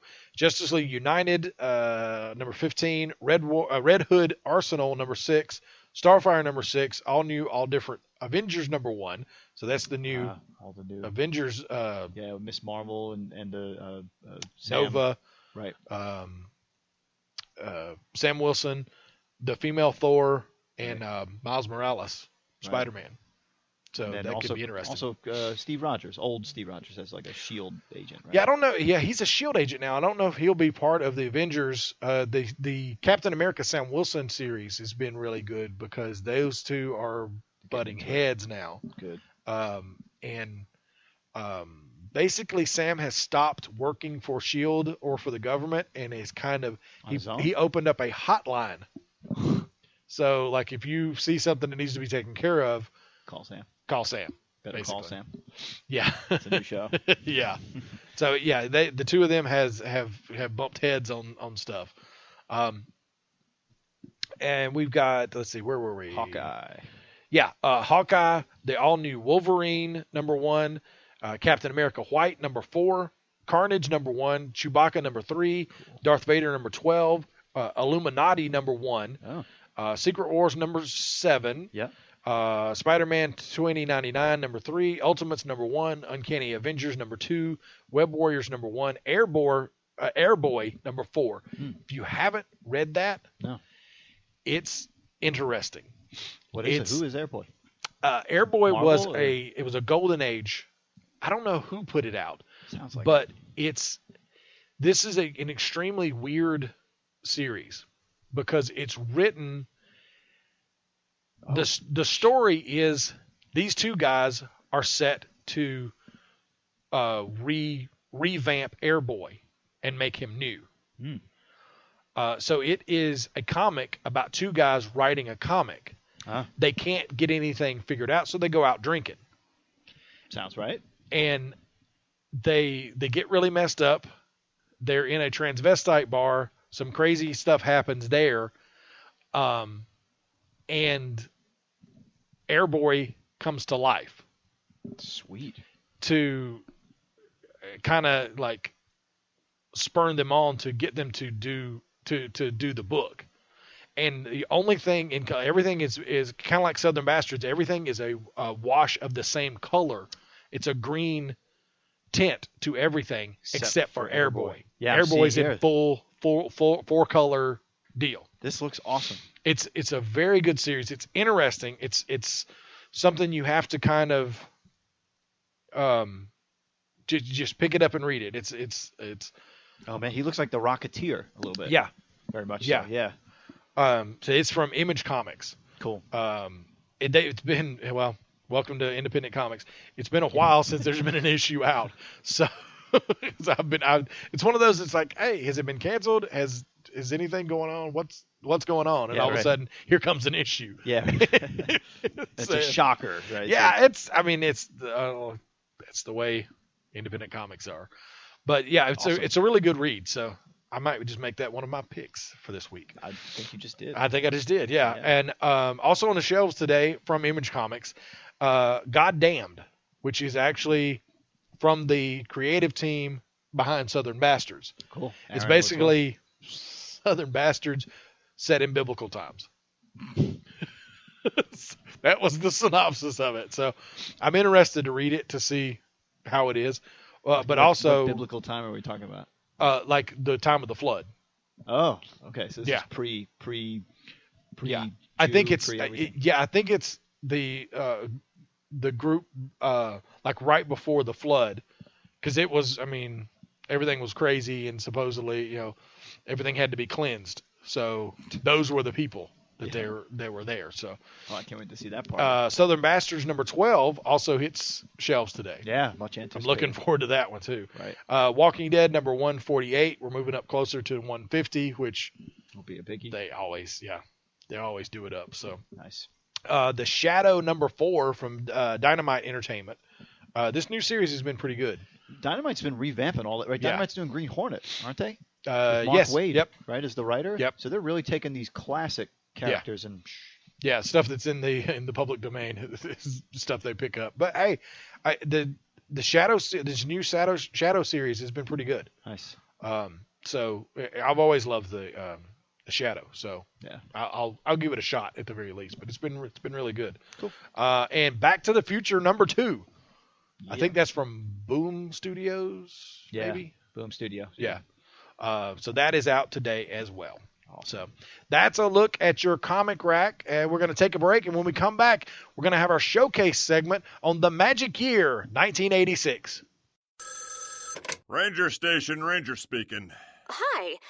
I'd like to report a bear hug. Okay. Well, before I left my campsite, I was putting out my fire, and out of nowhere, Smokey Bear showed up and hugged me? So you drowned the fire, you stirred it, drowned it again, and felt that it was cold? Uh-huh. Oh, yeah. He likes it when people correctly put out their campfires. He's pretty big on wildfire prevention. He's just letting you know you did good with a hug. He's a hugger. I just got a bear hug from Smokey Bear. Status update! All right, I'm going to let you go now. I've got a lot of ranger stuff to do. There are many ways to start a fire, but one sure way to put it out. Learn how you can do your part at SmokeyBear.com. Only you can prevent wildfires. Sponsored by the U.S. Forest Service, Ad Council, and your state forester. Hi, this is Brian Shearer from IDW's Transformers and G.I. Joe, and you are listening to the Ninja Troll Digicast, the only podcast with a kick. All right, welcome back to the Ninja Troll Digicast. And now it's time for the worst part of the show, as far as I'm concerned, each week. That's right, Jimmy D. It is me, the Trivia Troll. You must cross my bridge, but first answer my questions. And we will determine if you are in fact a human. I don't know the air speed velocity of air unladen swallow. Good. So at least I know I'm getting one. There you go. Yeah, today you got one past me. Yeah. That's right. This is the time for the Trivia Troll, our new segment here where we're going to test to see if Timmy D is in fact a robot. We have 3 questions for you today. You may not Google that shit. Okay. You have a few seconds to answer them. If you Okay. may not, then we move on and shame you. Yes, shame me. This very week's theme is The Flash. Okay. But not that Flash. Not that Flash. Now no. I'm baiting you there to Yes. get you to think. Yeah. Okay. Okay. So, please name the people who created the Barry Allen Flash character. That was Gardner Fox. It was not? This is Barry Allen now. Barry Allen. Yeah, not Jay Garrick. That would be correct. Carmine Infantino Correct. was the artist.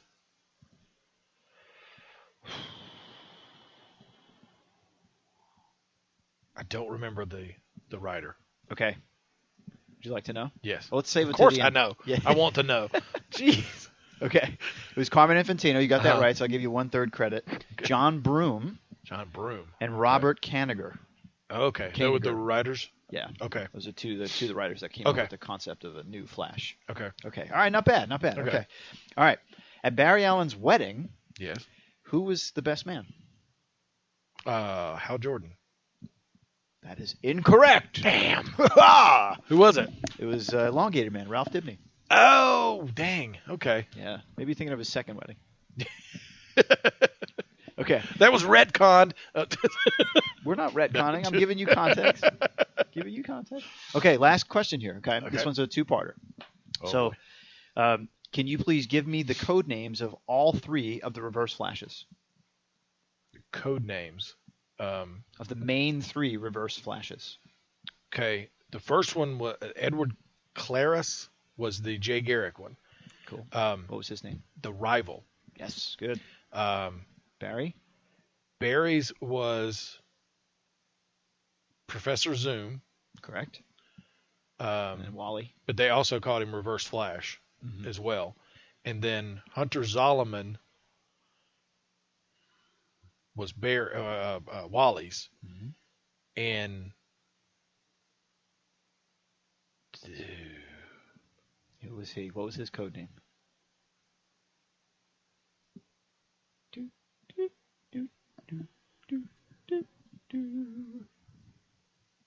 I think they called him Professor Zoom as well.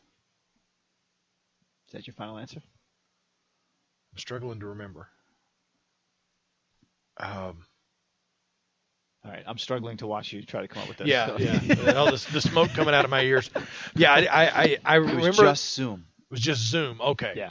Okay. To differentiate between the two. Okay. Because they're different people. Yeah, and I never understood that. I was like, okay. Well, Eobard Thorn was Professor Zoom, and then Zoom was Hunter Zalman. Yeah, Hunter Zalman was the one. So yeah, I mean, it's just too similar. They should have come up with a completely different name for him. So Associate Professor Zoom. There you go. Awesome, He's great an job, adjunct. man. Yeah, he's an adjunct. Oh, he's a Rhodes Scholar, meaning he drives from school to school for a living. Man, great job. All right, you're like 1.5 for 3. Well, so you did good on the. I mean, you got Carmen Infantino. That's I remember that one. And so it was John Broom, and what was the other? Robert Koeniger. Okay. Koeniger. John Broom, I know, but the Robert Koeniger, I don't know. I don't know his name at all. Confirmed this. I looked it up 3 ways, and they got three them ways all to listed. Sunday. I guess these are co-creators that are emerging. Okay, yeah. Well, it was Showcase was the series, so they probably was kind of like a we all work together kind of effort. Yeah. Yeah. So let's make a new Flash. Oh, cool. All right, Jimmy. So you've crossed half my bridge. I got to go halfway across the bridge. Now swim in the moat. Cool. All right. Well, now that we've crossed significantly humbled me, so we're gonna go back in time. We're gonna we are going back in time to the magic year of 1986. Ladies and gentlemen, Ninja Troll Digicast proudly presents The Showcase. All right, here's our showcase segment. We've been the last couple of weeks because we've been going through Crisis on Infinite Earths. Our showcase segments have been Crisis themed. So this week we wanted to go with what I like to refer to as the magic year in comics, was 1986. Crisis started in 85, but it ended in 1986. And the list of things that happened in 1986 in the comics industry is just phenomenal. There was many watershed events that changed comics as they were known that all happened in that year. Yeah. So I wanted to take a showcase and put it aside and go and look at all the different things that happened in that year. Like I said, obviously, Crisis started in 85, but it ended in 1986. So that right there is changing DC Comics completely. Yeah. But also in 1986, Batman: The Dark Knight Returns was released. Frank Miller's incredible work. It was a 4-issue limited series written and drawn by Frank Miller. And while the main Batman comics had actually returned to the darker roots with Denny O'Neil and Neil Adams, their work in the 70s, the main public didn't really know that what they knew as Batman was Adam West. Yeah. So this was a huge deal. Or superpowers. Right, Super Friends, Superpowers. Yeah, exactly. Just keeping that going. And it was all kind of still campy and stuff like that. But this, for the larger populace, returned Batman to the dark, gritty figure of mystery that Bob Kane and Bill Finger had originally invented in 1939. Awesome. And so it was a huge deal. It was very wide mainstream release. They did a lot of publicity in regular mainstream press to get a lot of publicity for this release, and it was a huge success. Yeah. And it changed comics. This and the other things that happened in this year really changed comics to almost to the extreme, taking it to dark, gritty, and grim. You had so many characters that they felt now they had to be dark and grim, and new characters were brought out that were always darker, and they revamped some characters to make them darker and grittier. It changed. It made a big switch into the modern age of comics. The release of Dark Knight Returns is the start of the modern age of comics, or what some people call the dark age of comics, because everything was it was now gritty and realistic, and they started off like I said, revamping some characters to make them darker versions, reintroducing old darker characters, or creating just plain new ones. The story itself follows a 55-year-old Batman coming out of retirement to fight crime with a new female Robin, Carrie Kelly. Yeah. Awesome. It was ranked by IGN Comics as first on the list of the 25 greatest Batman graphic novels, which I think is, of course, it's an easy one. And Time chose the collected edition as one of the 10 best English language graphic novels ever written in 2005. Did it make a bestseller list? Like a regular? Probably. Yeah, right? Wasn't that sort of one of the first breakthrough comics to do that? Probably. Yeah, it's been, because it was released as a graphic novel, it counts. It counts. Yeah, exactly. Got them words. Yeah, that's right. And it, along with The Watchmen, was the inspiration for Vincent Conner when he created the Comic Sans font. Oh, God. I knew you'd love that. All right. You just ruined it for me, Tim. Yeah, I definitely wanted to. Why'd you have to find that out? I definitely wanted to point that out, because because keep it to yourself? that was the thing. They needed a new font to include in some Microsoft thing that they were releasing, and he had Dark Knight Returns and Watchmen in his office, and he was like, "We should make one that looks nothing like it looks like comic comics. lettering." So he did that. It never really wanted it to be used for anything, but it got included in whatever they were releasing then. Then it got put in Word. 86? Then it, Maybe Microsoft Works? Probably. I'm trying to think now, right? Did we have Windows 3.1 by then? I don't think so. I don't think so, no. Not yet, right? No. But whatever. Yeah, it was probably like DOS based. Some DOS, Microsoft. But but he included that in there because he wanted something that looked like comic lettering. So, which it doesn't. Good job. I guess. I don't know what to say. Cry now, over here. The Watchmen debuted in September of 1986, written by Alan Moore with art by Dave Gibbons and color by John Higgins. And this was something I never knew about The Watchmen. It was originally a story proposal that Moore had submitted to DC featuring superheroes that had been acquired from Charlton Comics. Oh, yeah. Now, if you look at the comic, now that I know that, I can look at them and go, oh, okay, yeah, that's Captain Atom, that's Blue Beetle. They're all right there. Yep, exactly. But this was another thing that pushed comics towards dark, grittier. It wasn't as dystopian as Dark Knight Returns, right? But it still had a very the world blows up. Yeah, but dystopian is usually kind of like post-apocalyptic to me. It's already happened, and this is what we now have. Right. But it was definitely dark, gritty, very violent, very in your face, and Watchmen really skewered superheroes. Yeah, it took definite aim to at the superhero concept and pointed out like giant holes in it. It's like, okay, they might be superheroes, but they're still people. Yeah, and people have problems. Problems, right? People have problems. So the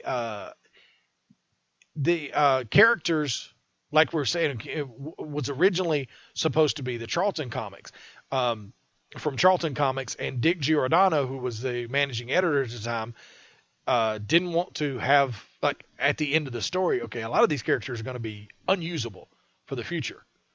So he convinced Moore to come up with his own characters to use, because they still wanted to be able to use Blue Beetle, and of course they just got him so they didn't want to basically just throw them away. Right. So the characters in the movie, in the graphic novel, And their counterparts, of course, first, and I think the best one, is Walter Joseph Kovacs. Rorschach was the Question. Yep. From Charlton. Edward Blake, the comedian, was Peacemaker with the big stupid helmet. Oh.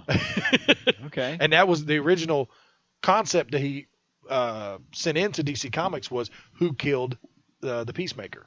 Oh. That was the original thing. Glad they didn't do that. I know. Yeah. I think it was much better. It ended up being much better. Oh, absolutely. But Dr. John Osterman, Dr. Manhattan, was Captain Atom. Nice. Daniel Dreyberg, Night Owl, was Blue Beetle. Adrian Veidt, Ozymandias, was Peter Cannon Thunderbolt. Mm-hmm. And I don't know how to pronounce her last name. Laurie, the Silk Spectre. Yep. I don't either. So Exactly. Yeah, that was Nightshade. And he actually didn't like the character of Nightshade, so he sprinkled in elements from Black Canary, and there was one other character that he brought in as well that had different parts of that personality. Maybe Huntress. I mean, I'm trying. Maybe I don't remember exactly which one it was, but but again, it's one of those things that Watchmen has been one of my all-time favorite stories, and to run across something that I didn't know about that it was originally supposed to be, and as soon as I read that, I go, oh, okay, yeah, right. I totally see that. That's amazing. I totally see that now. Right. So but the Watchmen, it was an incredible piece of work, and again with The Dark Knight Returns, it pushed everything to a more realistic bend on comics. Comics grew up in 1986. I think, for lack of a better term. I remember, one of the visceral things is they keep talking about how Rorschach just stinks. Yes. Like, he just stinks. They're like, do you ever bathe? Like, just what's going on? Because he's wearing that old trench coat forever. Pretty much. Yeah. So, it's stuff like that. He's always killed me. He's eating beans out of a can. I know, right?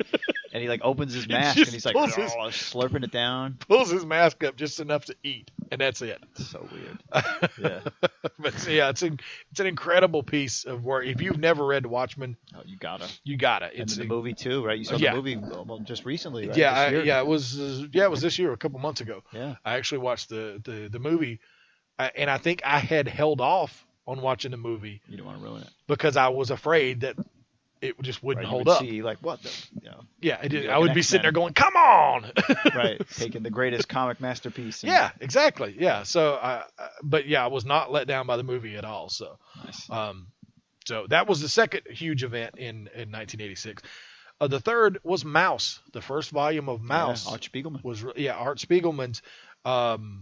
It's kind of weird. It's a biographical tale of Spiegelman's father, who was a Polish Jew and a Holocaust survivor. Right. But the biggest thing was the postmodern approach to it. Couldn't do it realistically. Yeah. So he used different kinds of animals to depict the different races. The Jews were mice, Germans were cats, and non-Jewish Poles were pigs.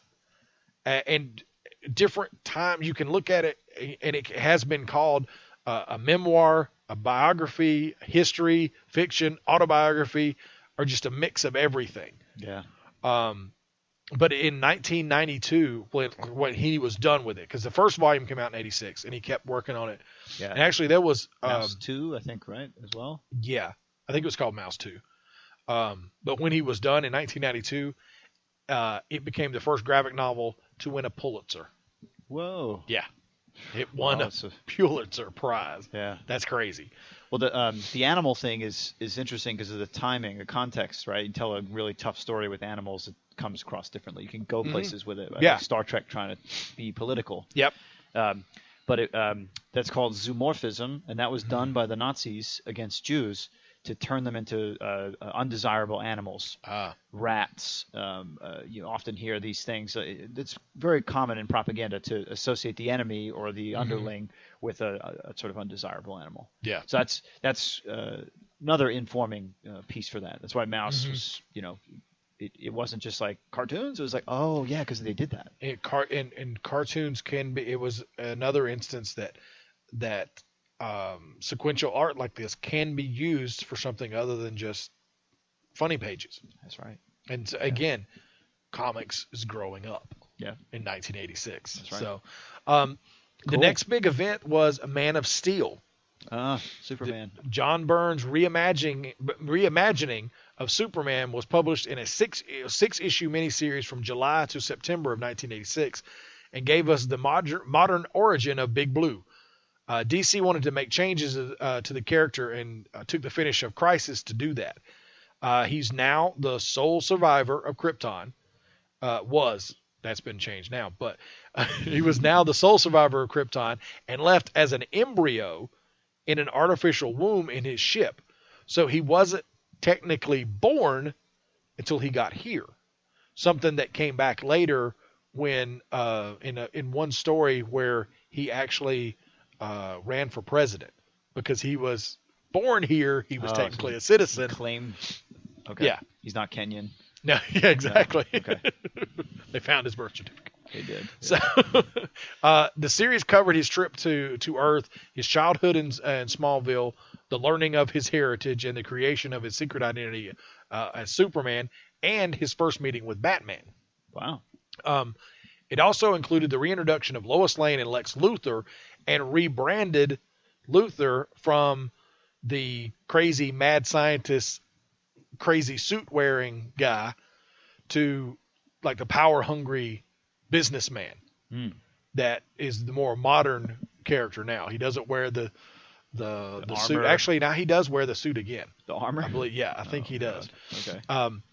But that rebranded Lex Luthor into more of a cerebral opponent for Superman. Cool. And it also, like I said, it brought back in Lois Lane and kind of redid their story.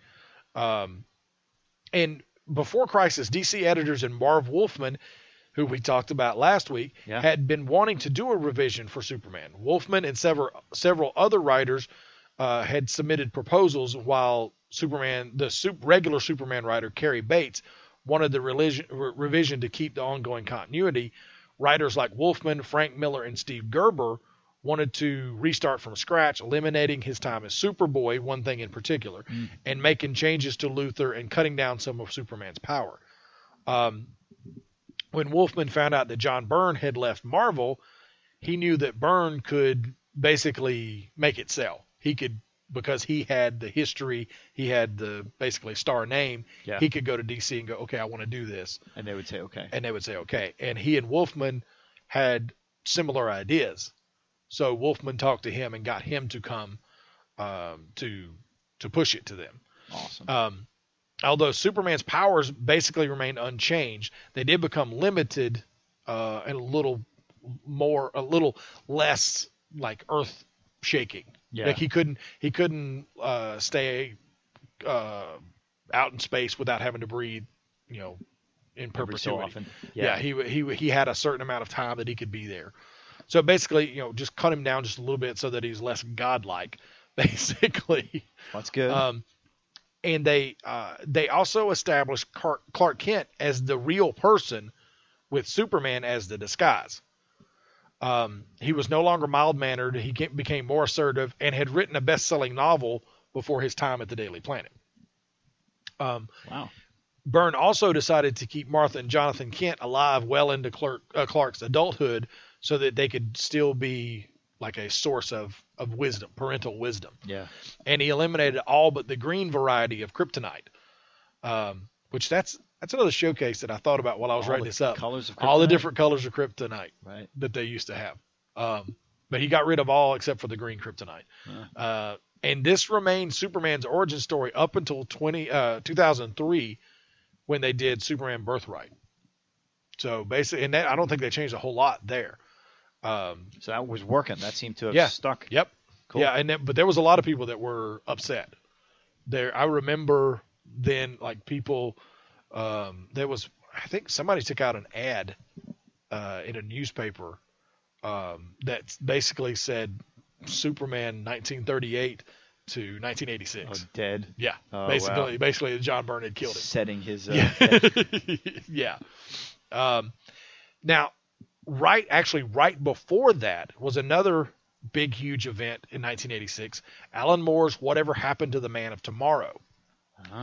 Because they knew Man of Steel was coming up, they wanted to kind of do a send-off for the Silver Age Superman. Yeah, the Silver Age Superman. Wow. It was a 2-part story featured in Superman number 423 and Action Comics 583. It was written by Alan Moore and drawn by Kurt Swan, who has been a long-time Superman. That's like the Silver Age Superman is pretty much Kurt Swan. Kurt Swan. Yeah, everybody, the one you think of, that's Kurt Swan, because he had been the Superman artist for probably close to 30 years. Oh, wow. And this was his last work on Superman. Oh, wow. Yeah, look, Kurt Swan's had to draw Superman. Yeah, exactly. Yeah. Oh, man, that's awesome. Yeah, so his was the definitive Silver Age Superman. Moore wanted his plot to honor the long history of the character and to serve as a complete conclusion to his mythology. The story is a frame story set 10 years after Superman was last seen, where Lois recounts the tale of the end of Superman's career to a reporter from the Daily Planet. She tells the tale of how Superman defeated Mxyzptlk one last time, then went into a gold kryptonite chamber, which stripped him of his powers, then walked into the Arctic wasteland, never to be seen again. And she actually says, I never saw Superman again after that. Wow. After the interview's over, you then see that Lois is now married to a man named Jordan Elliott.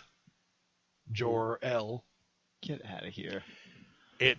And she says, I never saw Superman again. Damn. That's the truth, because Clark is now, he has no power, so he's Clark. They've lived happily ever after. They have a son named Jonathan, who last panel is playing with a lump of coal, and he squeezes it into a diamond. And awesome. You get the old school Superman wink at the reader. At the end. Yeah. So that was the Isn't that what happened in Superman 2, where he like rejects his powers? Yeah. To be with Lois, and then needs to get him back. Yep.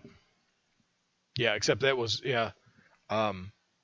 in there he had to be exposed to the red sun of Krypton. That apparently in this mythology, gold kryptonite would take away his powers.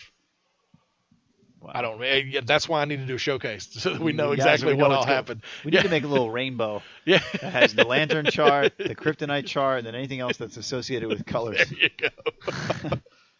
But that kind of wrapped up the Silver Age Superman before they rebooted him into the modern age.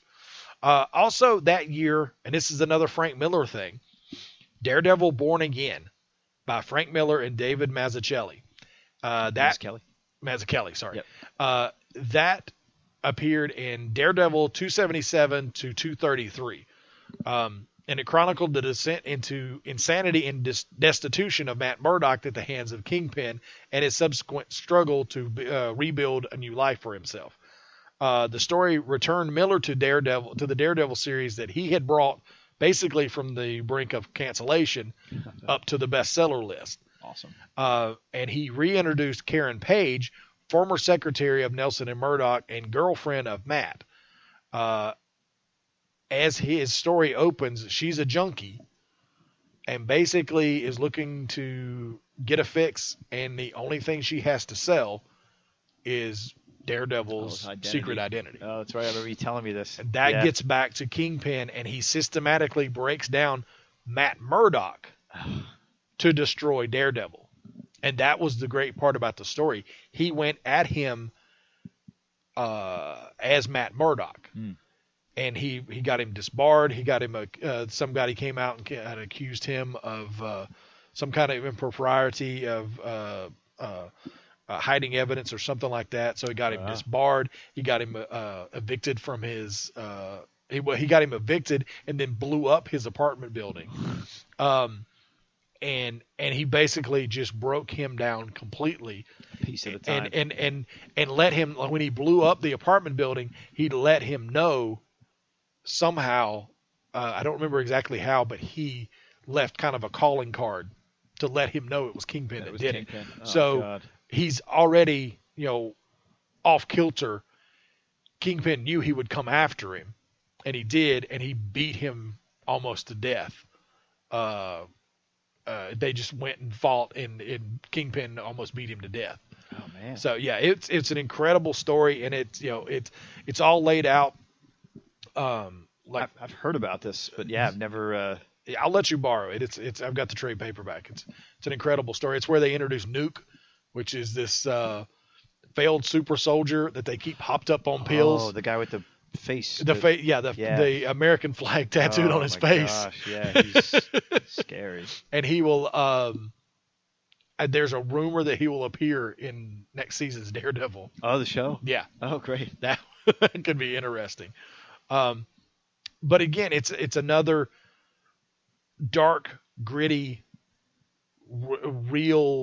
realistic take on characters, and kind of, I mean, not really a reboot, but he broke the character down and let him rebuild himself. That's so much better than just rehashing everything. Just rehashing everything, exactly. Let him grow and change, but grow from nothing. Yeah, and he was completely broken down to nothing, and he had to rebuild himself. It's an incredible story. And this is Daredevil Born Again. Born Again. Yes. Cool. Also, from the mind of Frank Miller, that year came Elektra Assassin, which was an 8-part limited series written by Frank Miller and drawn by Bill Sienkiewicz, and was put out on Epic Comics, which was an imprint of Marvel that produced more adult material. Wasn't released in newsstand. It was just to specialty shops. Oh. Because his art is amazing. His Miller script was just a little too much for the Comics Code Authority seal. Yeah, maybe. So they decided to do that, to put it out on Epic and just do direct market release. And the artwork is all. It wasn't like your regular pencil inking method. It's painted. He did it as watercolor paintings. And looking at this guy's style, I mean, he's got the movie poster style like down pat. There's a guy who is from the era of like the pulp print. His name is Robert McGinnis. Mm-hmm. He did a lot of Bond covers and Bond posters. Yeah. And it's like totally within this this sort of feeling. Has the same look to it. Yeah. I mean, oh man, that's wow. I've heard about this, and I'm looking at this. I'm just sold on the art. The art is that gorgeous. Yeah. And I think it starts out, she's in a mental institution, and she's basically trying to figure out what's real and what's not. Oh, wow. And I'm not real sure where it fits in continuity, whether it's supposed to be before she shows up in Daredevil, or whether it's something that's completely, outside canon. Right. So, I don't know if I've ever. I remember seeing it, but I don't remember I don't know if I've ever read it.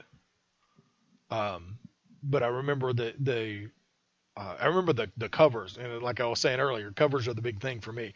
I remember the cover and I mean, they're so good looking. Yeah, the guy looks like Charles Bronson. Yeah, I think it was that was probably intentional. It's probably this is also Frank Miller. This is the third big huge event in 1986 that has come from Frank Miller. When did his Ronin book come out? Was that after?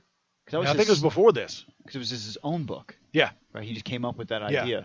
I think it was before this, before Elektra Assassin, maybe the year before. Okay. Because I didn't see that listed in what year was it? It's 83, 84. Okay. Yeah. Okay. And then Batman Year One. Same guys as Batman Born Again, Miller and Mazzucchelli did Daredevil Born Again. What did I say? Batman? Okay. Batman Year One is the same group as did Daredevil Born Again. That came out in 87. And again, you take a character back to his beginning and show you where he came from. Didn't really Batman. Yeah.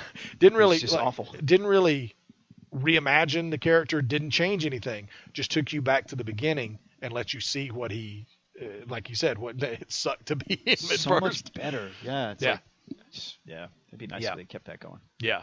Also in 1986, the Mutant Massacre crossover storyline in the X-Men, or the X books. It was a crossover between the X-Men, X-Factor, Thor, it was only Thor for only one issue. Yeah. The New Mutants, Power Pack, and Daredevil also just for one issue. That was put out by Marvel Comics. The crossover was a surprise success, yielding sales boosts to the mutant books and starting the now long-running trend of mutant crossovers. As a result of the story, Angel has his wings amputated. This is when he loses his wings. This was Apocalypse. Yes. Took his wings. Yeah. Okay. Yeah. Apocalypse, he didn't first appear in this storyline, but he appeared earlier in 1986. Cool. Angel has his wings amputated, and he was actually crucified.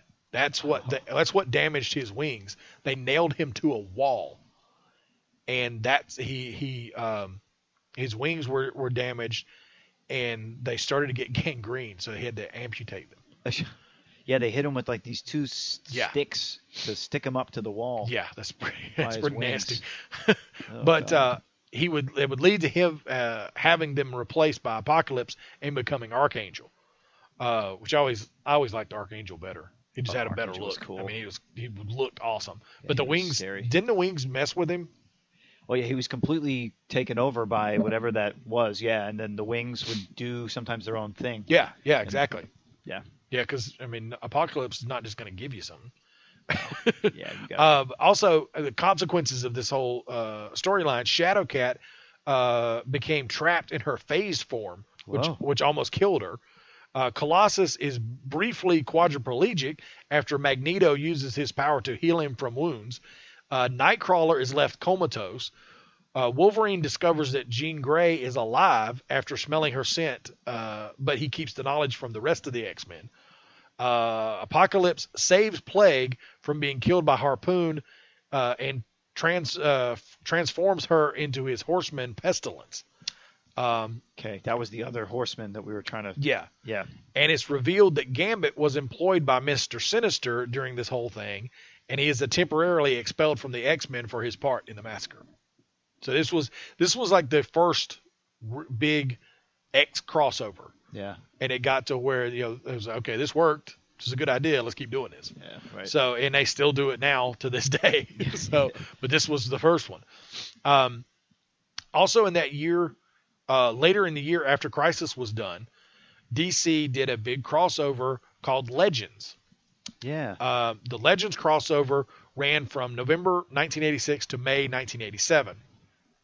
It was scripted by John Ostrander and penciled by John Byrne. It served as the launching pad for several new comic series, including The New Flash with Wally, Keith Giffen and J.M. DeMatteis, their comedy/action take on the Justice League, and it also introduced the Suicide Squad and Amanda Waller. Big sumo Amanda Waller. Yes. Classic. Yes. Yeah. Yeah, well, that was her first appearance. Oh, right on. Yeah. It was, the entire thing was fueled by Darkseid. His minions were there on Earth. He made, if I remember correctly, it's been a while since I read Legends. If I remember correctly, he made a bet with the Phantom Stranger that he could make the human populace turn on the heroes. Whoa. So that's the whole crux of the entire story, is getting the populace, and there's some incredible covers in that series where like they're burning superhero uniforms in effigy. Oh, wow. Yeah.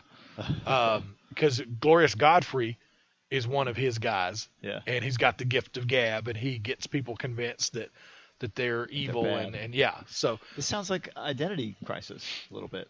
Kind of, yeah. Where the heroes become like a what's his name, Captain Cold, goes out to the desert and makes an iceberg, and the whole village, like this whole city, can have water. Yeah. And then Ivy makes the plants grow in this like desolate village in the middle of nowhere, and like they're hailed as heroes. Yeah. So it's like, and then they say like, well, it's all from your point of view. Yeah, right. Like, where are your heroes now? Yeah. Because I think there was some mission they were on or something. Yeah. I forget what the yeah. premise We're was. here helping you. Where are they? Exactly. But it was the actual series itself was only 6 issues, but it was a 22-part story. Oh, did it go into over the crossovers? Yeah, each crossover that was put out had a chapter number on it, so you could keep up with it that way and see like where you were in the storyline. It saw the post-crisis introduction of Captain Marvel, as well as Wonder Woman, who was actually being rebooted at the same time in her own little miniseries. She was being rebooted there, so she showed up as well in Legends. And was this the flying Wonder Woman? Yeah, this is the modern version. Okay, yes. not the jet. Yeah, exactly. Yeah. Okay. I don't know which. I mean, I know it's one crossover was in Batman because I remember having that, but I don't know what exactly the other pieces were. Yeah, I'm looking here to see like what other crossovers. Yeah, it was each one of them had at the top core. It had Legends crossover and it had a chapter number. So it looks like Green Lantern's core. Yeah, had it. Green Lantern core number 207 with Guy Gardner on the cover. 22 parts. Yeah. And there's Wally's Flash. Yeah. He's a Detective Comics. Yeah. Number I remember that one. 568. I had that one. We had a lot of these. Yeah, there's Batman. Cosmic Boy. Oh, the Magpie. Yeah, I remember that. Cosmic Boy. Yeah, I think quite a bit. That started Cosmic Boy. Oh yeah, and Firestorm. Yeah, that the villain on the first cover is Brimstone. That was like the first time he had been introduced. Seen Brimstone. But yeah, it wasn't as big and all changing as Crisis. Yeah. But it was their first big crossover after Crisis, and it served to introduce a lot of the new changes that Crisis had done. Well, because they were set to do another Crisis story, right? And the way things had been going for the past 20 some odd years. Yeah. So the fact that we had the Crisis, right? It's like, we can't do that anymore. Yeah. So Legends was the first one. That's interesting. Yeah. And it was a good series. It was a really good series because it was different. It was, I mean, like I said, it made the humans not trust the heroes, and they had to kind of get that back. Smart idea. And it got rid of the Detroit version of the Justice League. Yeah. It was bad. Yeah. So bad. Motor City. Motor City Justice League. Yeah. Also, during that year, Dark Horse Comics started publishing. Huh. There was several other. What did they come out with when they started? It was like an anthology series. It was Dark Horse Comics Presents #1 was their first thing that they came out with. Multitude of stories. Mm-hmm. Yep. Marvel Comics also launched the New Universe. Do you remember that? New Universe. It was literally that. It was completely separate from the Marvel continuity. Oh. None of it had done this before. None of it stuck. None of it stuck. Well, they tried because they had. It was. I mean, Crisis. like Ultimate was reimagining of their characters that were already popular. This was just brand new characters, all put out in their own universe, and it just did not go over. Wow, I want to at all see this. Yeah. Oh. Yeah. Yeah. It's a little strange. Yeah, they were dead. It just did not work. The Kickers Incorporated. Kickers Incorporated. Yeah. Wow. Look at this. Justice. Yeah.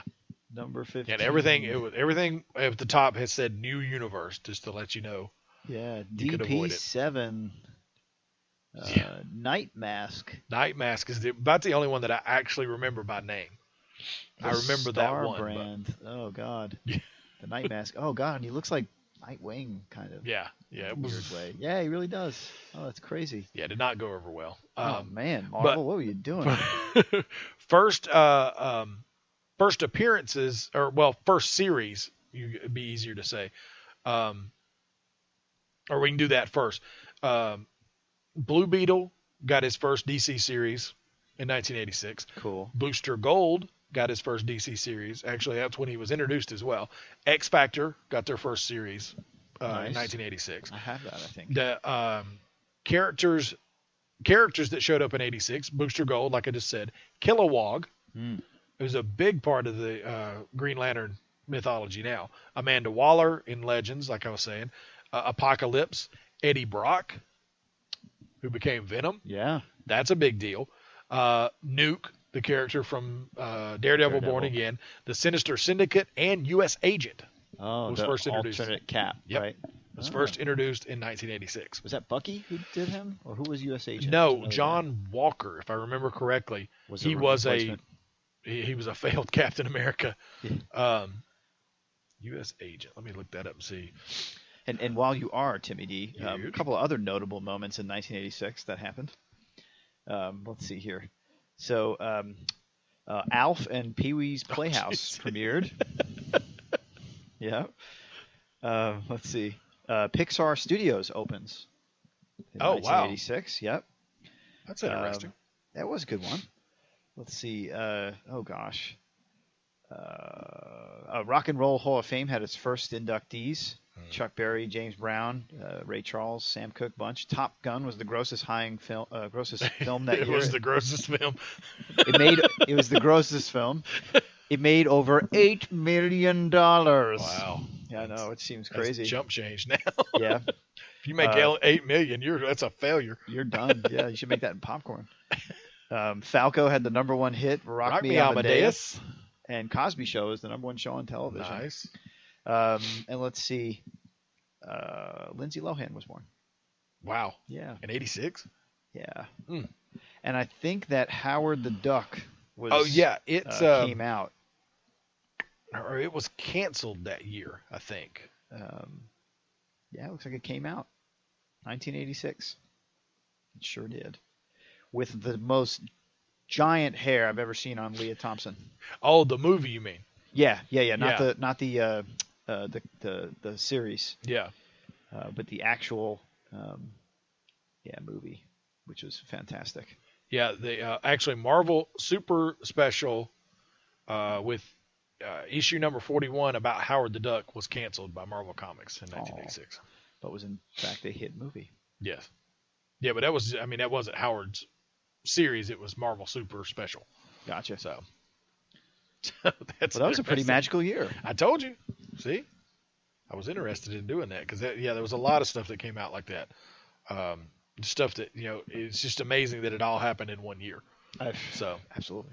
So that is our showcase for this week. And we're going to take a break and we're going to come back and we're going to explore the multiverse with the Crisis on Infinite Earth.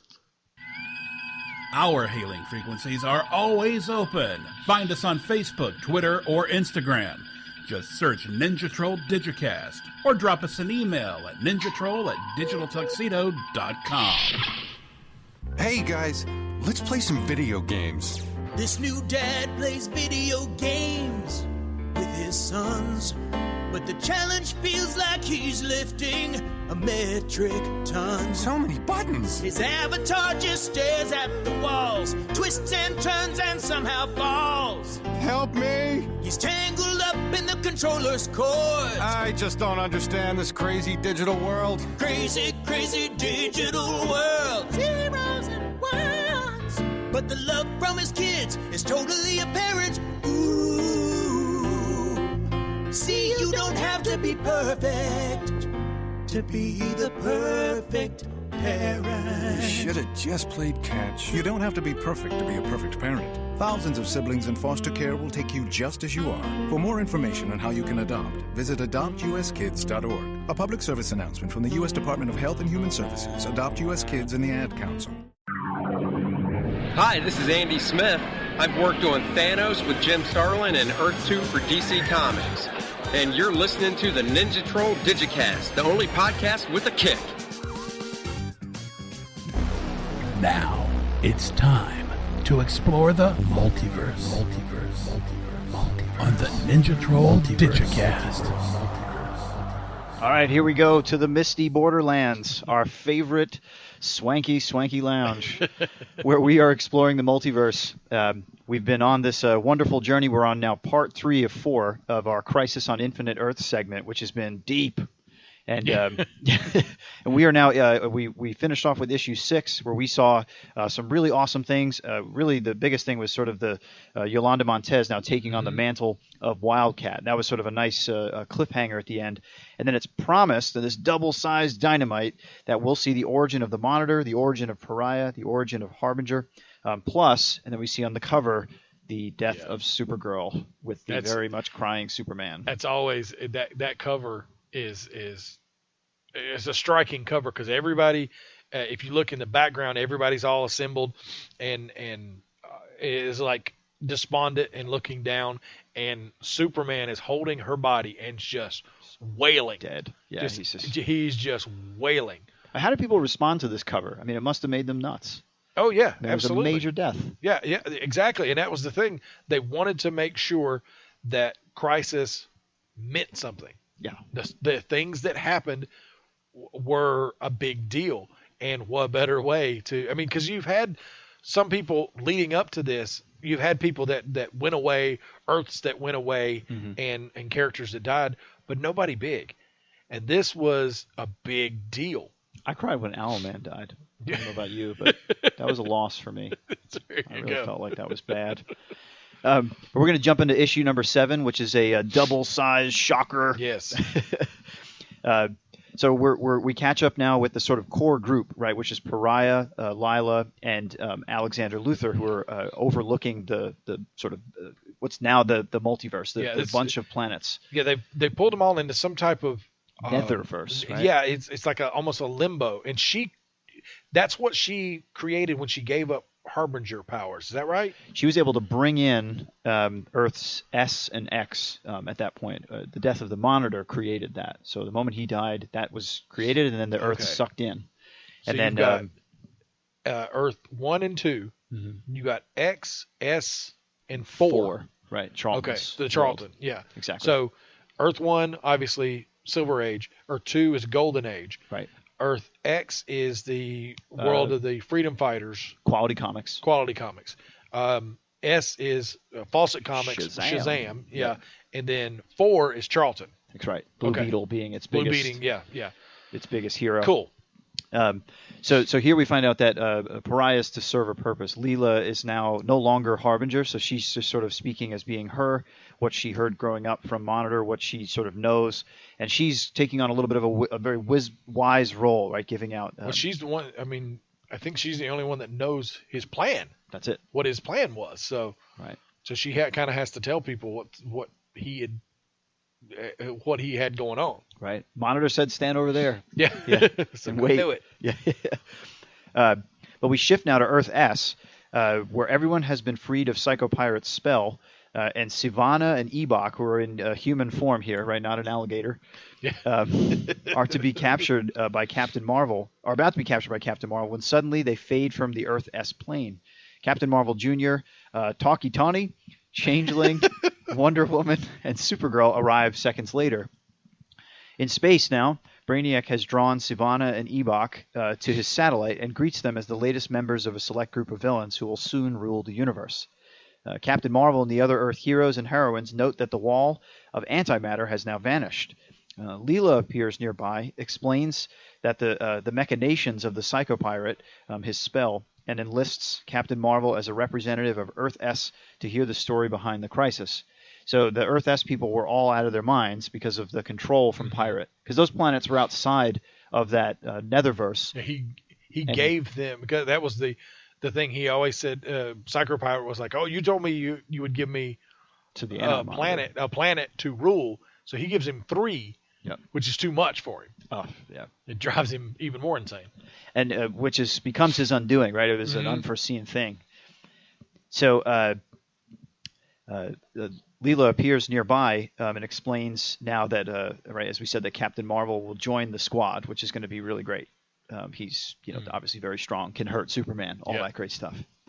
So on Earth 2 now, Yolanda Montez, we're going to see her in her new Wildcat role, stands unseen above Green Arrow, the Atom, and Liberty Bell when she overhears Atom declare that there will never be another Wildcat. Yolanda realizes that she must prove herself worthy of the name before revealing her new identity. So it's like she almost wants to jump down and be like, "Okay, guys, I'm here." But yeah, I think she was probably planning to, but then realized, okay, I've got to have some kind of track record before I just pop in and say, "Hey, I'm Wildcat," especially to these guys. Wildcat's been around for how many years? He was Golden Age. I mean, so he'd been at this point 40 years probably. It's a hard one to just step in and be like, "Hey, I'm the new, Becky on Roseanne. I'm the new Darren. You can't just do that. So now we skip to Earth 4, right? The Charlton planet.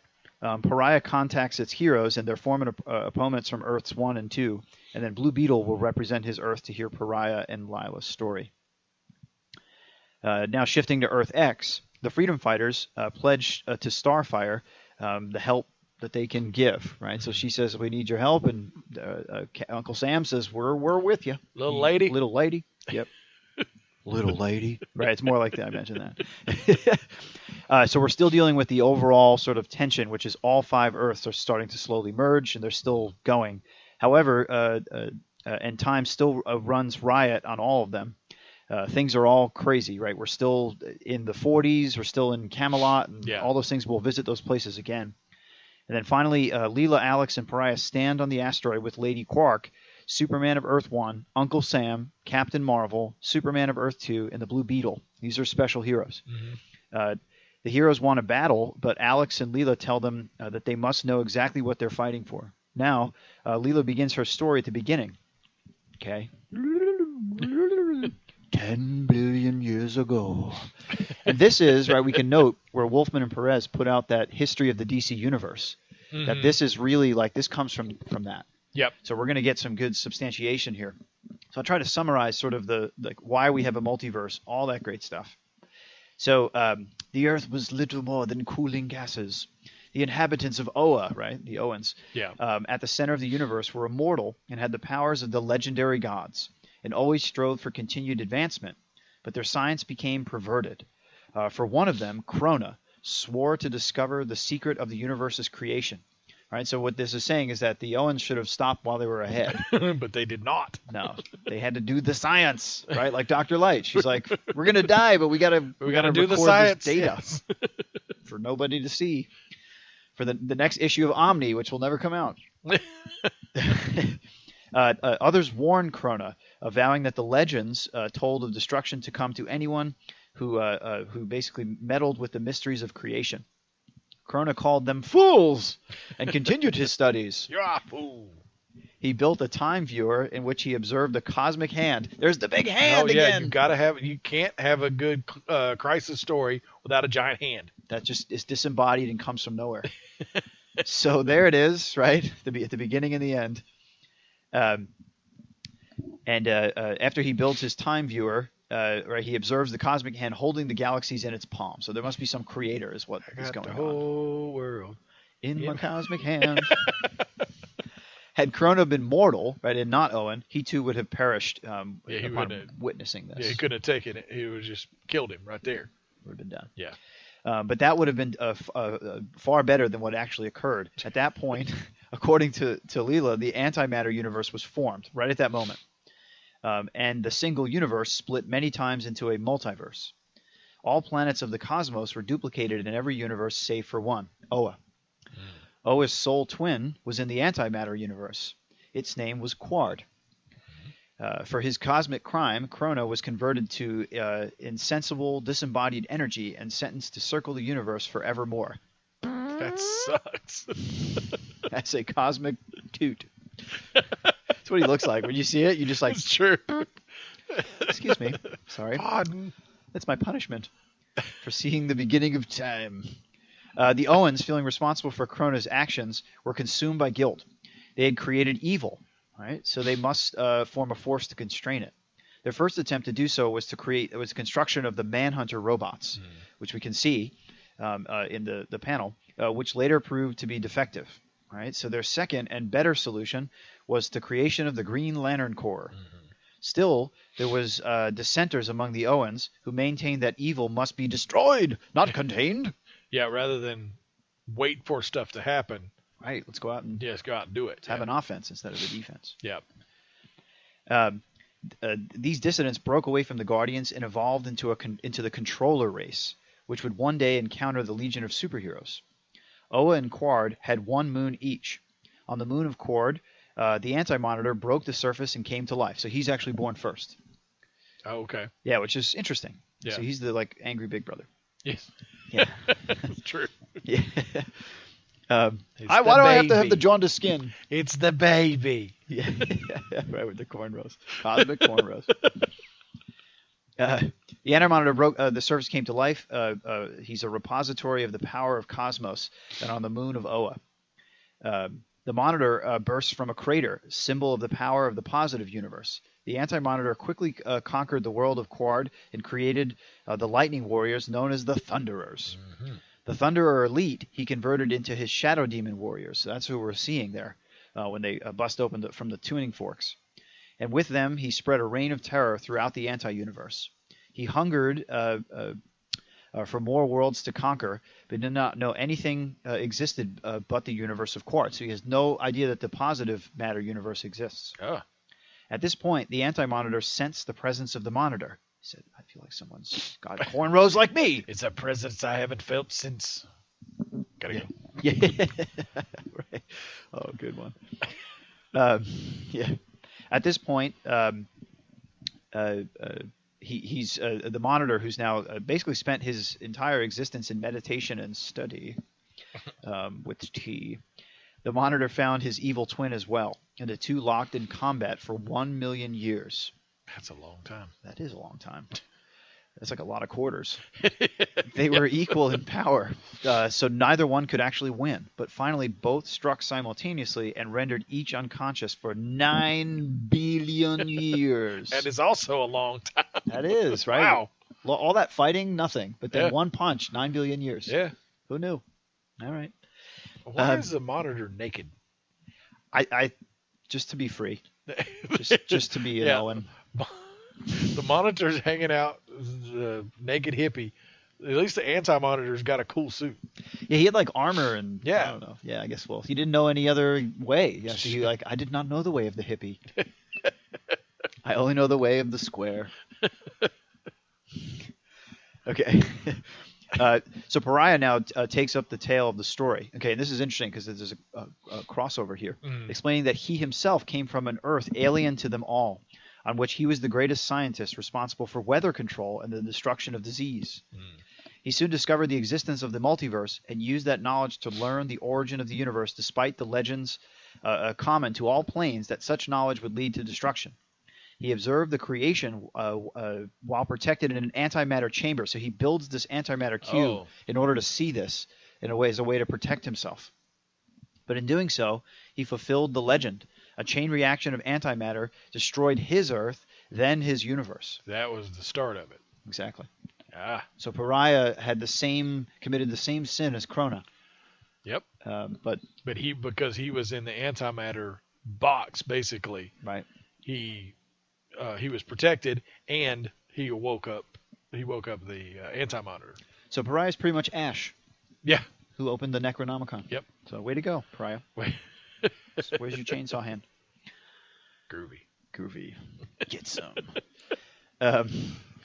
So in doing so, he awakens the Anti-Monitor because he's inside the Anti-Monitor or antimatter cube. Yeah. The antimatter universe expanded to fill the void left by the death of Pariah's universe, and he fed on its power, the Anti-Monitor. He realized that by destroying every positive matter universe, he would gain all power in the cosmos. However, Leela interrupts the story. The Cataclysm also woke the Monitor, who vowed to fight back and protect the multiverse. He viewed Pariah in the energy globe, learned what had happened, and deduced how the last survivor could be used to protect those who would stand at the end, right? Which is what we're getting up to, the final moment of crisis. For mobility, right, to get around, the Monitor created his swanky satellite ship. And he realized Pariah could sense where disaster impended and then gave him the power to be drawn into other universes endangered by the antimatter. Okay. So he's the one that made him... It's not really a punishment. I guess it's part of the plan. So I guess it's... Well, to see disaster happen over and over again and know you can't stop it, that is basically the punishment. It's for a greater purpose, right? Yeah. We're going to learn that. It's not True, just to make him not do it ever again. Yeah. I think that ship has sailed, Mr. Monitor. That'll learn you. That'll learn you. Don't go ninja. Nobody don't need ninja. That's right. Monitor. Yeah. Okay, so but the death of each succeeding Cosmos weakened the Monitor and strengthened his enemy, the Anti-Monitor. Then the Monitor scoured all Earths to find the heroes to act as soldiers in this upcoming crisis, and so found her, a child adrift at sea, clinging to the remains of a sunken ship. This is Leela. Mm-hmm. He rescued her, raised her, and she says he was repaid with death. Superman of Earth 2 comforts her now, saying that they understand that she was being controlled, then asks Alex to tell his story. Before Alex can reply, Lady Quark must be restrained from killing Pariah, because she now blames him for the destruction of her world. He is responsible for the force which destroyed her universe and family, she says. Uncle Sam demands she stop, saying that the Pariah has suffered enough, and that they must now band together to save the worlds which remain. But even if she went for Pariah, he'd be fine, because Pariah's invulnerable. Yes, yeah, exactly. Yeah, he's meant to see it all until the end. So the 5 Earths now continue to merge, and all the heroes on them fear for their friends and allies who have joined the Monitor's aides in the war on the Anti-Monitor. So there's now sort of on-surface people, and then folks up in the asteroid in space planning the next mission. Indeed, the Spectre maintains not even his power would be effective in the antimatter universe, but other heroes have been chosen. Mon-El, the Superman of Earth 1, or I guess that's Kal-El. Superman of Mon-El Earth. is from Who's Legion. that? That's Legion. Yeah. Okay. All right. I was like, that's not the name of Superman. Yeah. So we have Mon-El, who's a Legion character, the Superman of Earth 1 and Earth 2, Lady Quark, Captain Atom, Jade, Green Lantern of Earth 2, Wonder Woman, Captain Marvel, The Ray, John Jones, Wildfire, Firestorm, Dr. Light, and Supergirl. Mm-hmm. So this is cool. This is sort of like a big action sequence with like Star Trek 1 like warp effects. So if you sort of get over to that part, you'll see like everybody's sort of like their faces are dragging and they're going through all this this crazy stuff. At this moment, Alex reveals his secret power. Being composed of both positive and negative matter, he can open a portal between their multiverse and the antimatter universe. Pariah can guide them to their enemy. Alex then tears open a space warp and admits the heroes and heroines into the universe of Quard. Finally, the heroes arrive at the bizarre fortress of the Anti-Monitor. And this is what I was saying. Everything feels like it's flying at super speed. It was like the first time they went warp factor 9 something. Yeah. Right, in the original Star Trek motion picture. When it was unstable and everything got all crazy. Yeah. Right, their faces stretched and stuff, and it was like a really groovy 70s effect. So they're at the fortress of the Anti-Monitor, and I know we love George Perez and his history of doing these big crossovers. Yeah. This moment immediately reminded me of Thanos' outer space castle. Infinity Gauntlet. Yeah, I was the same way. Yeah, it's it definitely looks like the same kind of fortress that he made, that Thanos made when he had the gauntlet. Exactly. In the middle of space, seemingly strange, and stone. Yeah, absolutely. Why stone is a weird thing for bad guys, I suppose. Yeah. It's convenient. It is convenient. It's all around, I guess. That's true. So the Anti-Monitor is watching, right, who now orders the Psycho-Pirate to make them emotionally controlled slaves. The pirate fearfully tells his master now that after controlling the 3 Earths, he's exhausted his power and must recharge. The Anti-Monitor angrily knocks him down and prepares to take charge personally. So Psycho-Pirate's in trouble. Oh, yeah. He wanted a little more than he can chew. So in the fortress, the heroes search for their enemy. Abruptly, Pariah is gripped by a giant stony hand, which again we said is not. It's not a crisis story without a disembodied giant hand to hold people. True. But it doesn't mean anything because Pariah is invulnerable. Yeah. He's not going to be hurt by that. However, this is kind of cool. Superman of Earth 2 is knocked reeling by another such hand and begins bleeding. Yeah, he's bleeding from his nose, which freaks him out. Damn, I didn't know. So it's the antimatter universe that's revealing weaknesses in some of the heroes. Yeah, their powers aren't working the same way there as they usually do. So that's right. So stone monsters begin to materialize from the wall and begin fighting the Monitor's warriors. The heroes can barely hold a stalemate, for these monsters, once smashed, can reform in seconds. So Superman is in the forefront, searching for the Anti-Monitor, while the others hold off the monsters. And the greatest thing here is super breath. Yep. Is Kara Zor-El just... she actually says it may be one of my dumber powers, but for here it works. Kicking butt. Yeah.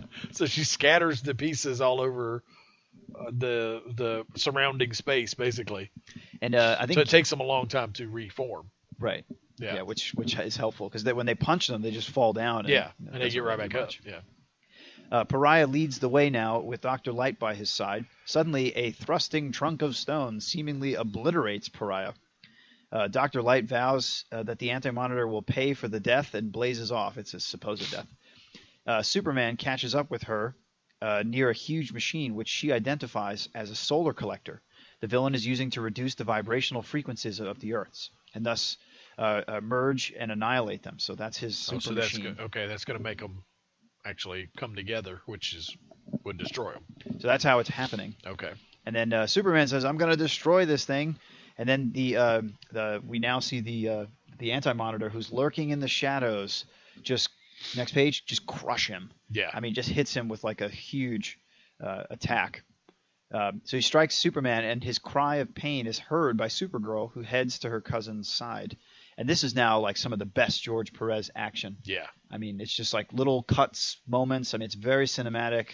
We really get a sense of power. And the fight between the two of them is and you also get all these other, like you said, little clips here and there of all of them fighting. Right. But it's interspersed with basically Superman getting his butt handed to him. Oh, Anti-Monitor's just crushing him.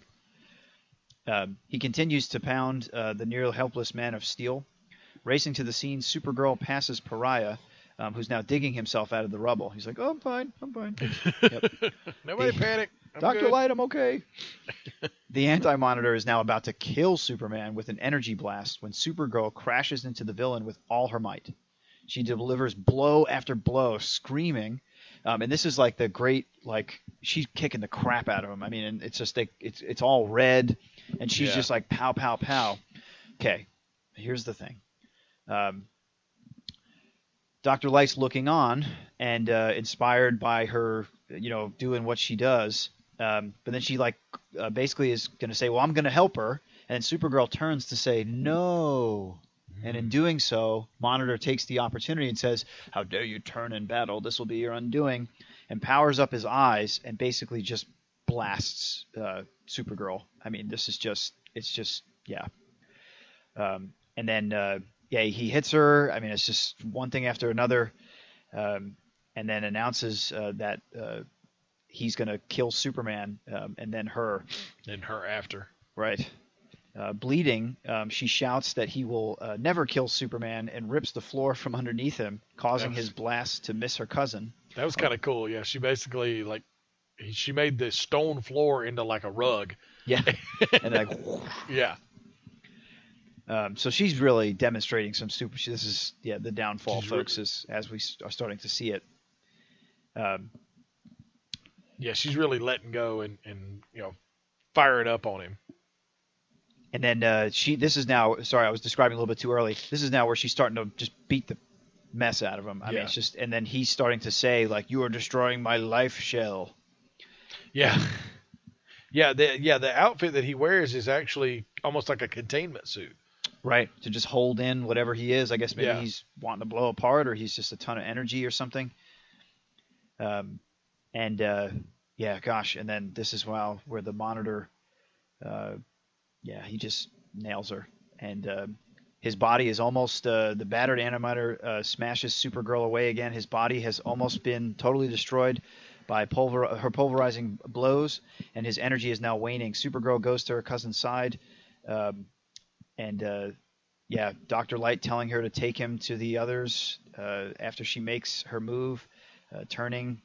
It's just, sorry, I'm a little sad here because this was kind of a bad moment. Listen, it was well drawn. It was well. I mean, you feel the anguish of Kal-El, and I mean because he holds her as she dies, and she did what she did to save him. So not only is this his cousin, somebody he loves, who's dying, she sacrificed herself for him. Right. So he's got survivor guilt on top of it.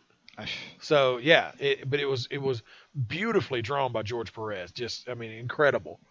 Yeah, it really was. And we see Monitor in this sort of energy-like state, and then that's what she uses. She like flies, grabs him, and then crushes him through the solar machine, which is what stops that. Almost destroys him. He's not fully killed. Yeah, he does kind of get away. As like he does. He jumps into like some kind of like stone rocket ship. Yeah, it takes off. Like a jet thing. But yeah, then we see Toom, right? The death of Supergirl. It's just the blast goes right through her, just obliterating her. Yeah. And yeah, it's pretty bad. And then Superman is absolutely just done. I mean, he can't even deal with himself. Yeah. The Earth 2 Superman is trying to console him. Super. Yeah, he's trying. He's a little bit weak there, so he's trying to sort of make it happen. So that's what happens is Supergirl dies, but the crisis is still occurring. And oh gosh, yeah. So he takes a piece of his fortress and then he uses it as a spacecraft to get away.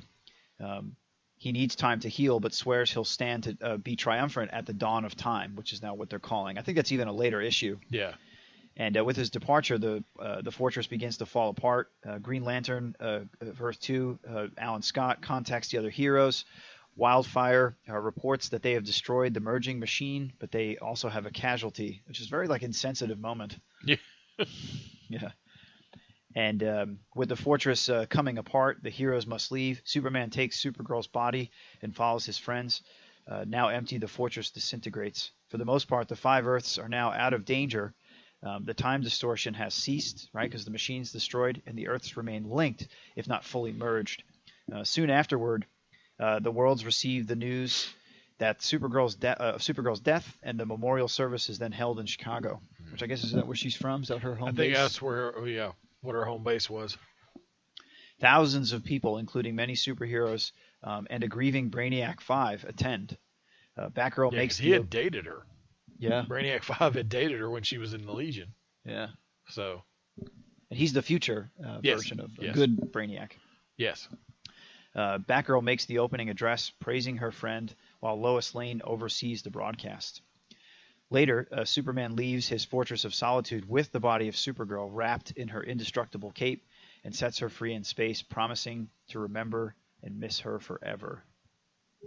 Yeah, it was very well done issue. It was a good send off for a beloved character. Absolutely. And she went out like a hero. I mean, she was saving Superman. And she saved the universe. Yeah, basically, yeah. Right, yeah. Destroying the machine. Yeah. Yeah. Gosh, wow. It's like, how do we recover from that?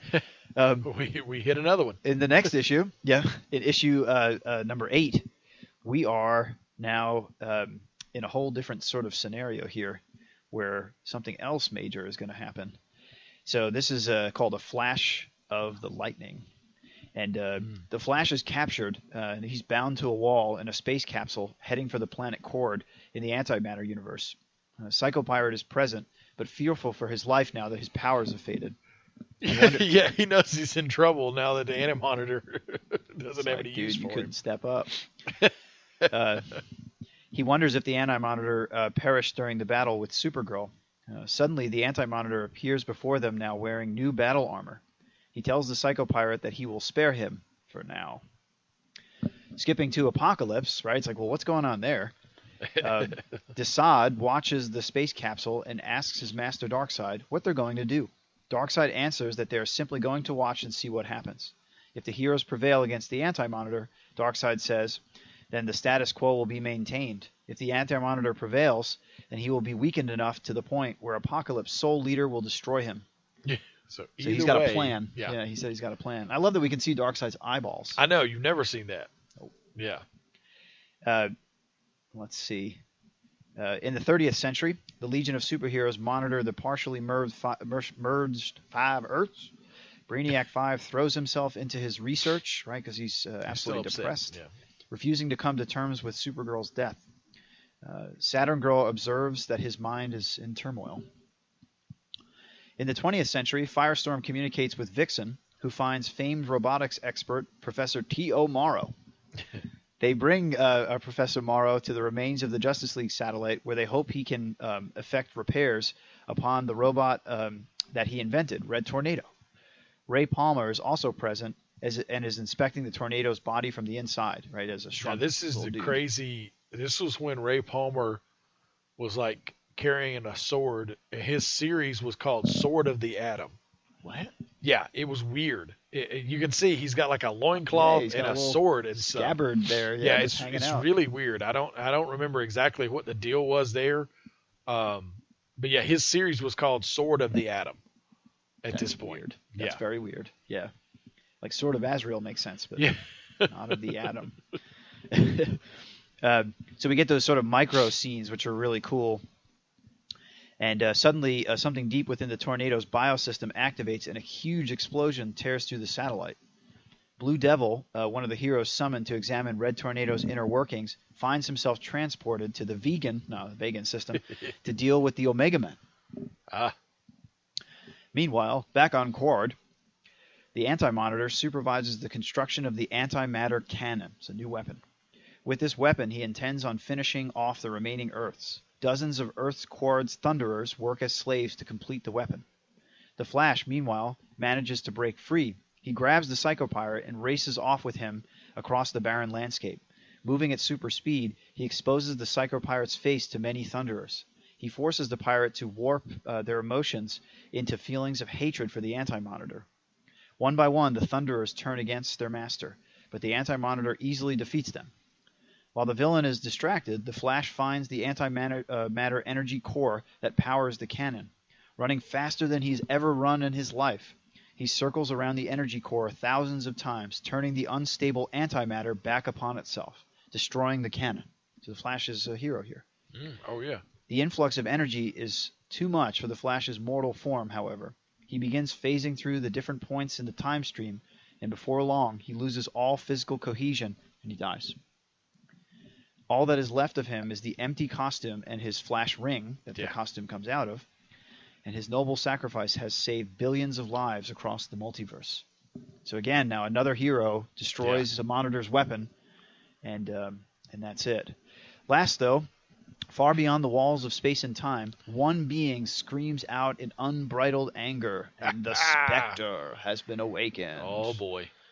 Now stuff gets real. It definitely gets real. And then you see there we have a Flash, 1956 to 1985, with a little quote there from William Knox. Oh, why should the spirit of mortal be proud? Like a fast flittering meteor, a fast flying cloud, a flash of the lightning, a break of the wave, he passes from life to his rest in the grave.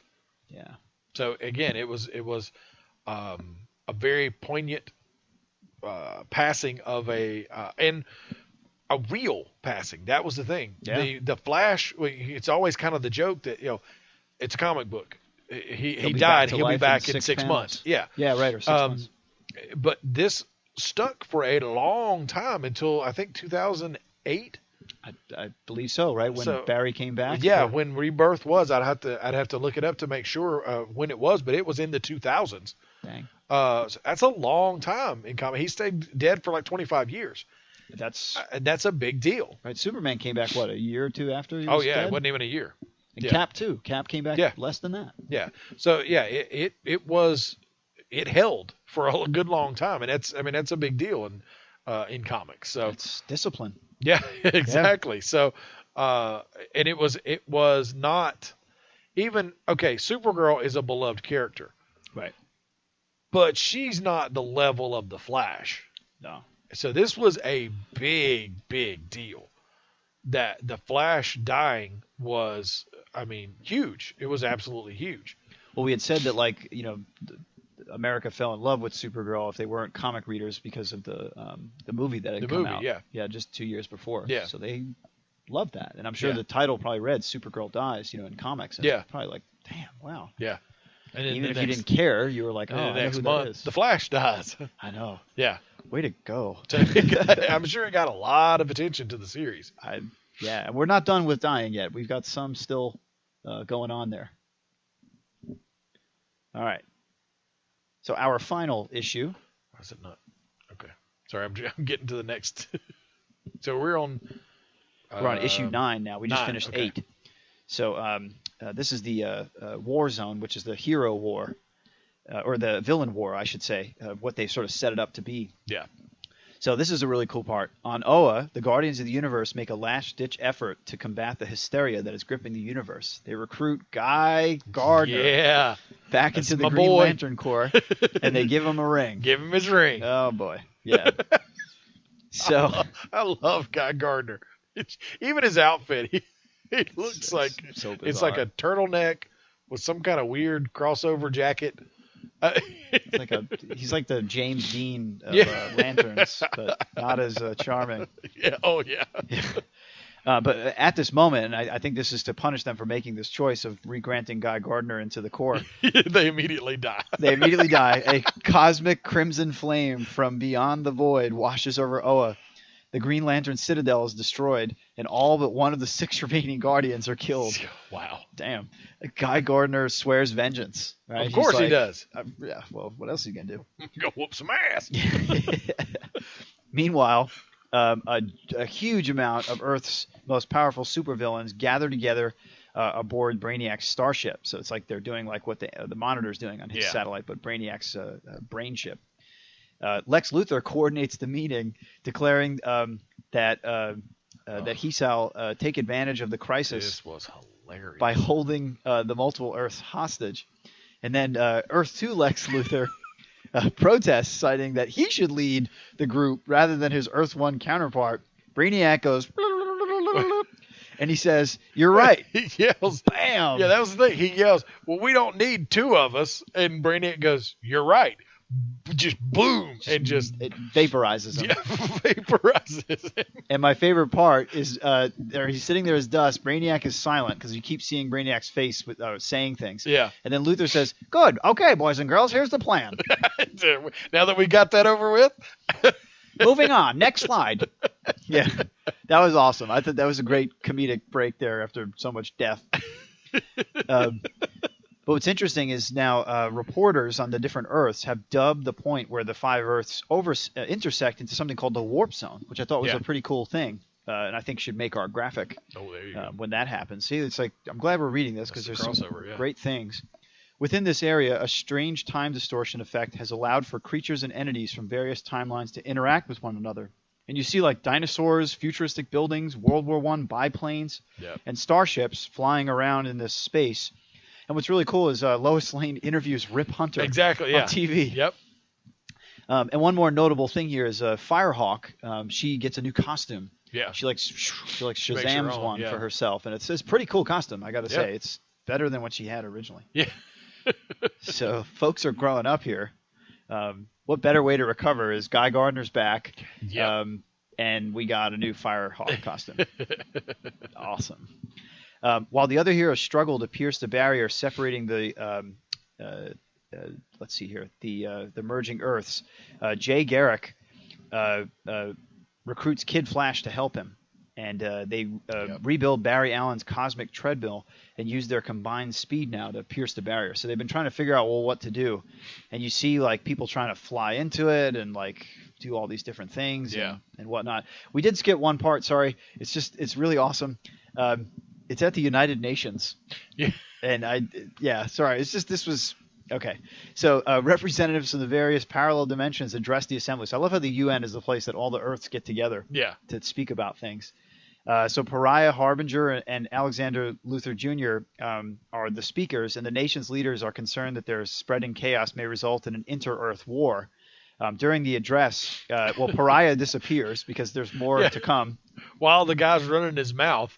Right. And he's in 3 panels, he starts to slowly fade away, and at the top is what the other guy said, and at the end he goes, "Hey, what happened to that strange man? Where's he going?" I wasn't finished. Yeah. So, but then again, a giant face shows up, and it's Brainiac, and says, and Luthor as well. And says that basically they're going to obliterate all 5 of the Earths, unconditional surrender, and we're going to just kick butt.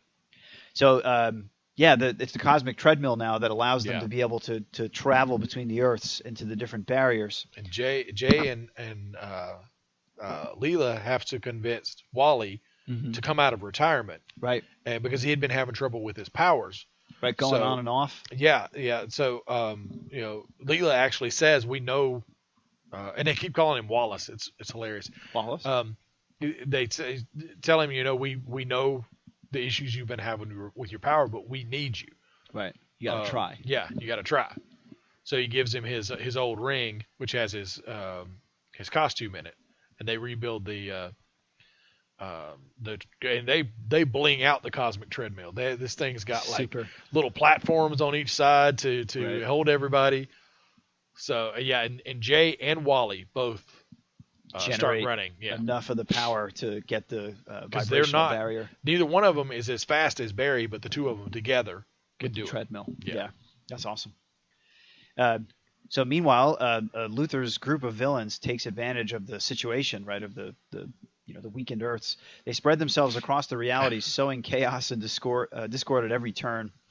Chemo poisons the water surrounding the Hudson Bay, which kills Aquagirl. Yeah, so we got this other death now. And all this, while it's going on, it's showing these different villains fighting here or there, and the whole thing is basically in a voiceover is Brainiac and Luthor, right, talking about what the plan is. Yeah. And they're like, okay, we've estimated we're going to lose 60% of our people, but they're going to lose 80%, so we're good. Yeah, they don't care. Just as long as more of them die. Exactly. Yeah, they don't care. That's awesome. Dr. Phosphorus brutally injures Hawkman. The Joker and Poison Golden Ivy. Age Hawkman. Yep, Golden Age Hawkman. Yeah. Karnar Hall. Yeah. The Joker and Poison Ivy capture the Freedom Force. I guess the Freedom Fighters, I suppose. Yes. Eclipso incapacitates Wonder Woman, and the Justice League fight the Brotherhood of Evil. Mm-hmm. So it's a good, right? All these side fighters always happening in every Crisis story. This kind of felt like every other Crisis story going on, but I suppose it's getting to this point where it's everybody's fighting everybody. That's it. So yeah. Back on Brainiac's ship, Luthor and Brainiac continue to coordinate their plans. Should the governments of the combined Earths fail to meet their demands, Luthor is more than ready to destroy all 5 planets. He's like, well, let's just do that. But suddenly, in the middle of their discussion, it's me, Simon, appears. Blows up Brainiac. Yeah.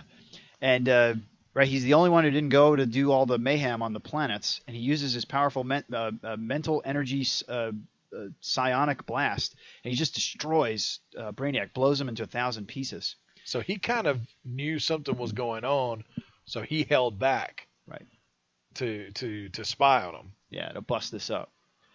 And and then he says, "Well, now I'm going to kill you, Luthor." And then Simon says, "Luthor must die too." Which is fantastic. That's where we end. Says. Yeah. And we're going to be on our final part next week, issues 10, 11, and 12. Yep. And that will wrap the year of the Crisis story. And the cover is the Spectre versus the Anti-Monitor. Yeah, she's facing off. They're the same height too, which is Well, Spectre can make himself any size he wants. Well, he held 2 Earths apart. Exactly. Yeah. Right, long ago. Yeah. So, Tim, this has been part 3 of 4, a very emotional part. We lost some major people. I mean, I think Aquagirl's going to sting the most. Yeah, I didn't even know there was an Aquagirl. It's like when I was reading, died. I was like, she died? Oh, okay. So I didn't know she was there. We need to call this the death name memory theory, which says that you don't know anything about somebody until they die. Well, we've established that on Walking Dead. I don't know their name until they die. And then you're like, oh yeah, expert. I know. Oh yeah, exactly. Nicholas. Yes, Nicholas. Oh yeah, that guy. Yes, that guy. So, for some reason, it just doesn't stick in my head until they croak. Yeah. Well, Timmy, I think we can do a shift here and our multiverse segment and talk about our picks of the week. Yeah, let's do our picks of the week before we get out of here. I was talking earlier that I wanted to. What was it that I was saying? It was going to be my the Airboy. Airboy number 4 is coming out. So that is going to be obviously one of my picks. Cool. Go back and get it hasn't been too long, so go back and get 1, 2, and 3, and check that out. And it's a really good series. It's different, and it's not for kids. I'll say that. So just be aware of that. But it's a really good series. Also, the Titans Hunt series is coming out now. The series that was is supposed to bridge the new Teen Titans group of Perez and Wolfman to the current one. It has started. It's beginning. It's a very good story. You're kind of seeding planting the seeds to connect the two. And so far it's been pretty good. So awesome. That and a new Vertigo title, which I'm usually not one to read many Vertigo things, but this one's called Art Ops. It's artistic operations and operatives. Oh, wanted to be an art ninja. Art pieces around the world are real, and they have to be protected by the operatives. Oh, wow. So it begins with them getting the Mona Lisa out of the painting and being replaced by a fake figure to be in that painting. Really? And it makes some kind of crack about smile or something. Mona Lisa says something about her replacement being really homely. And they're just like, oh, okay, let's move along. Yeah, yeah, you should be talking. Yeah. It's very good, and it's Mike Allred. I don't know him. The guy who did Mad Men. Mad Men? Yeah, no, Mad Man. Mad Man. Okay. You'd know it if you saw it. Okay. It's a very it's quirky. It's very different, but it's a good series so far. Very nice. There you go. Oh yeah. I know him. Yeah, he's got the Flash. The opposite, or maybe Shazam, like lightning bolt. Yeah. So it's definitely stylistic. You can tell it's him when you look at the artwork. But it's a good series so far. Cool. So it's only been one issue, but hey, it's winning. It's winning. Yeah. Winning. Yep. So obviously my pick of the week is going to be Crisis on Infinite Earths issues 10, 11, 12. So that's what I'm picking if you want to really go there. But I'm most stoked about Southern Bastards. I've been really waiting this new issue. The story's getting so good. Yep. So if you haven't started Southern Bastards, there's 2 volumes already out. And then these new issues. Yeah. Exactly. So that's probably going to be bundled pretty soon. Yeah. And then, of course, I'm pumped about Secret Wars #7. I've been really waiting to see what's going on there. We've been waiting for a while. Fight for power in there. So in that bad world. Yeah. And some folks have died, and it's been quite interesting. Yeah. So it's another big, massive crossover story. Cool. Yeah. Cool. Yeah. All right. Well, that's going to wrap up another edition of the Ninja Troll Digicast. Remember, for all the latest news for all around geek culture, make sure you follow us on social media, facebook.com/Ninja Troll Digicast. On the tweeters at Ninja Troll Show. Instagram at Ninja Troll Digicast. We're on the YouTubes at youtube.com/C/Ninja Troll Digicast. And you can always visit us at NinjaTrollDigicast.com. And while you're there, click on the subscribe to iTunes button to get the Ninja Troll on iTunes. And make sure you join us next week. Same Ninja time, same Ninja channel. You've been listening to the Ninja Troll Digicast. Tune in next time when you'll hear Mike say, "Not what's the matter, what's the anti-matter?"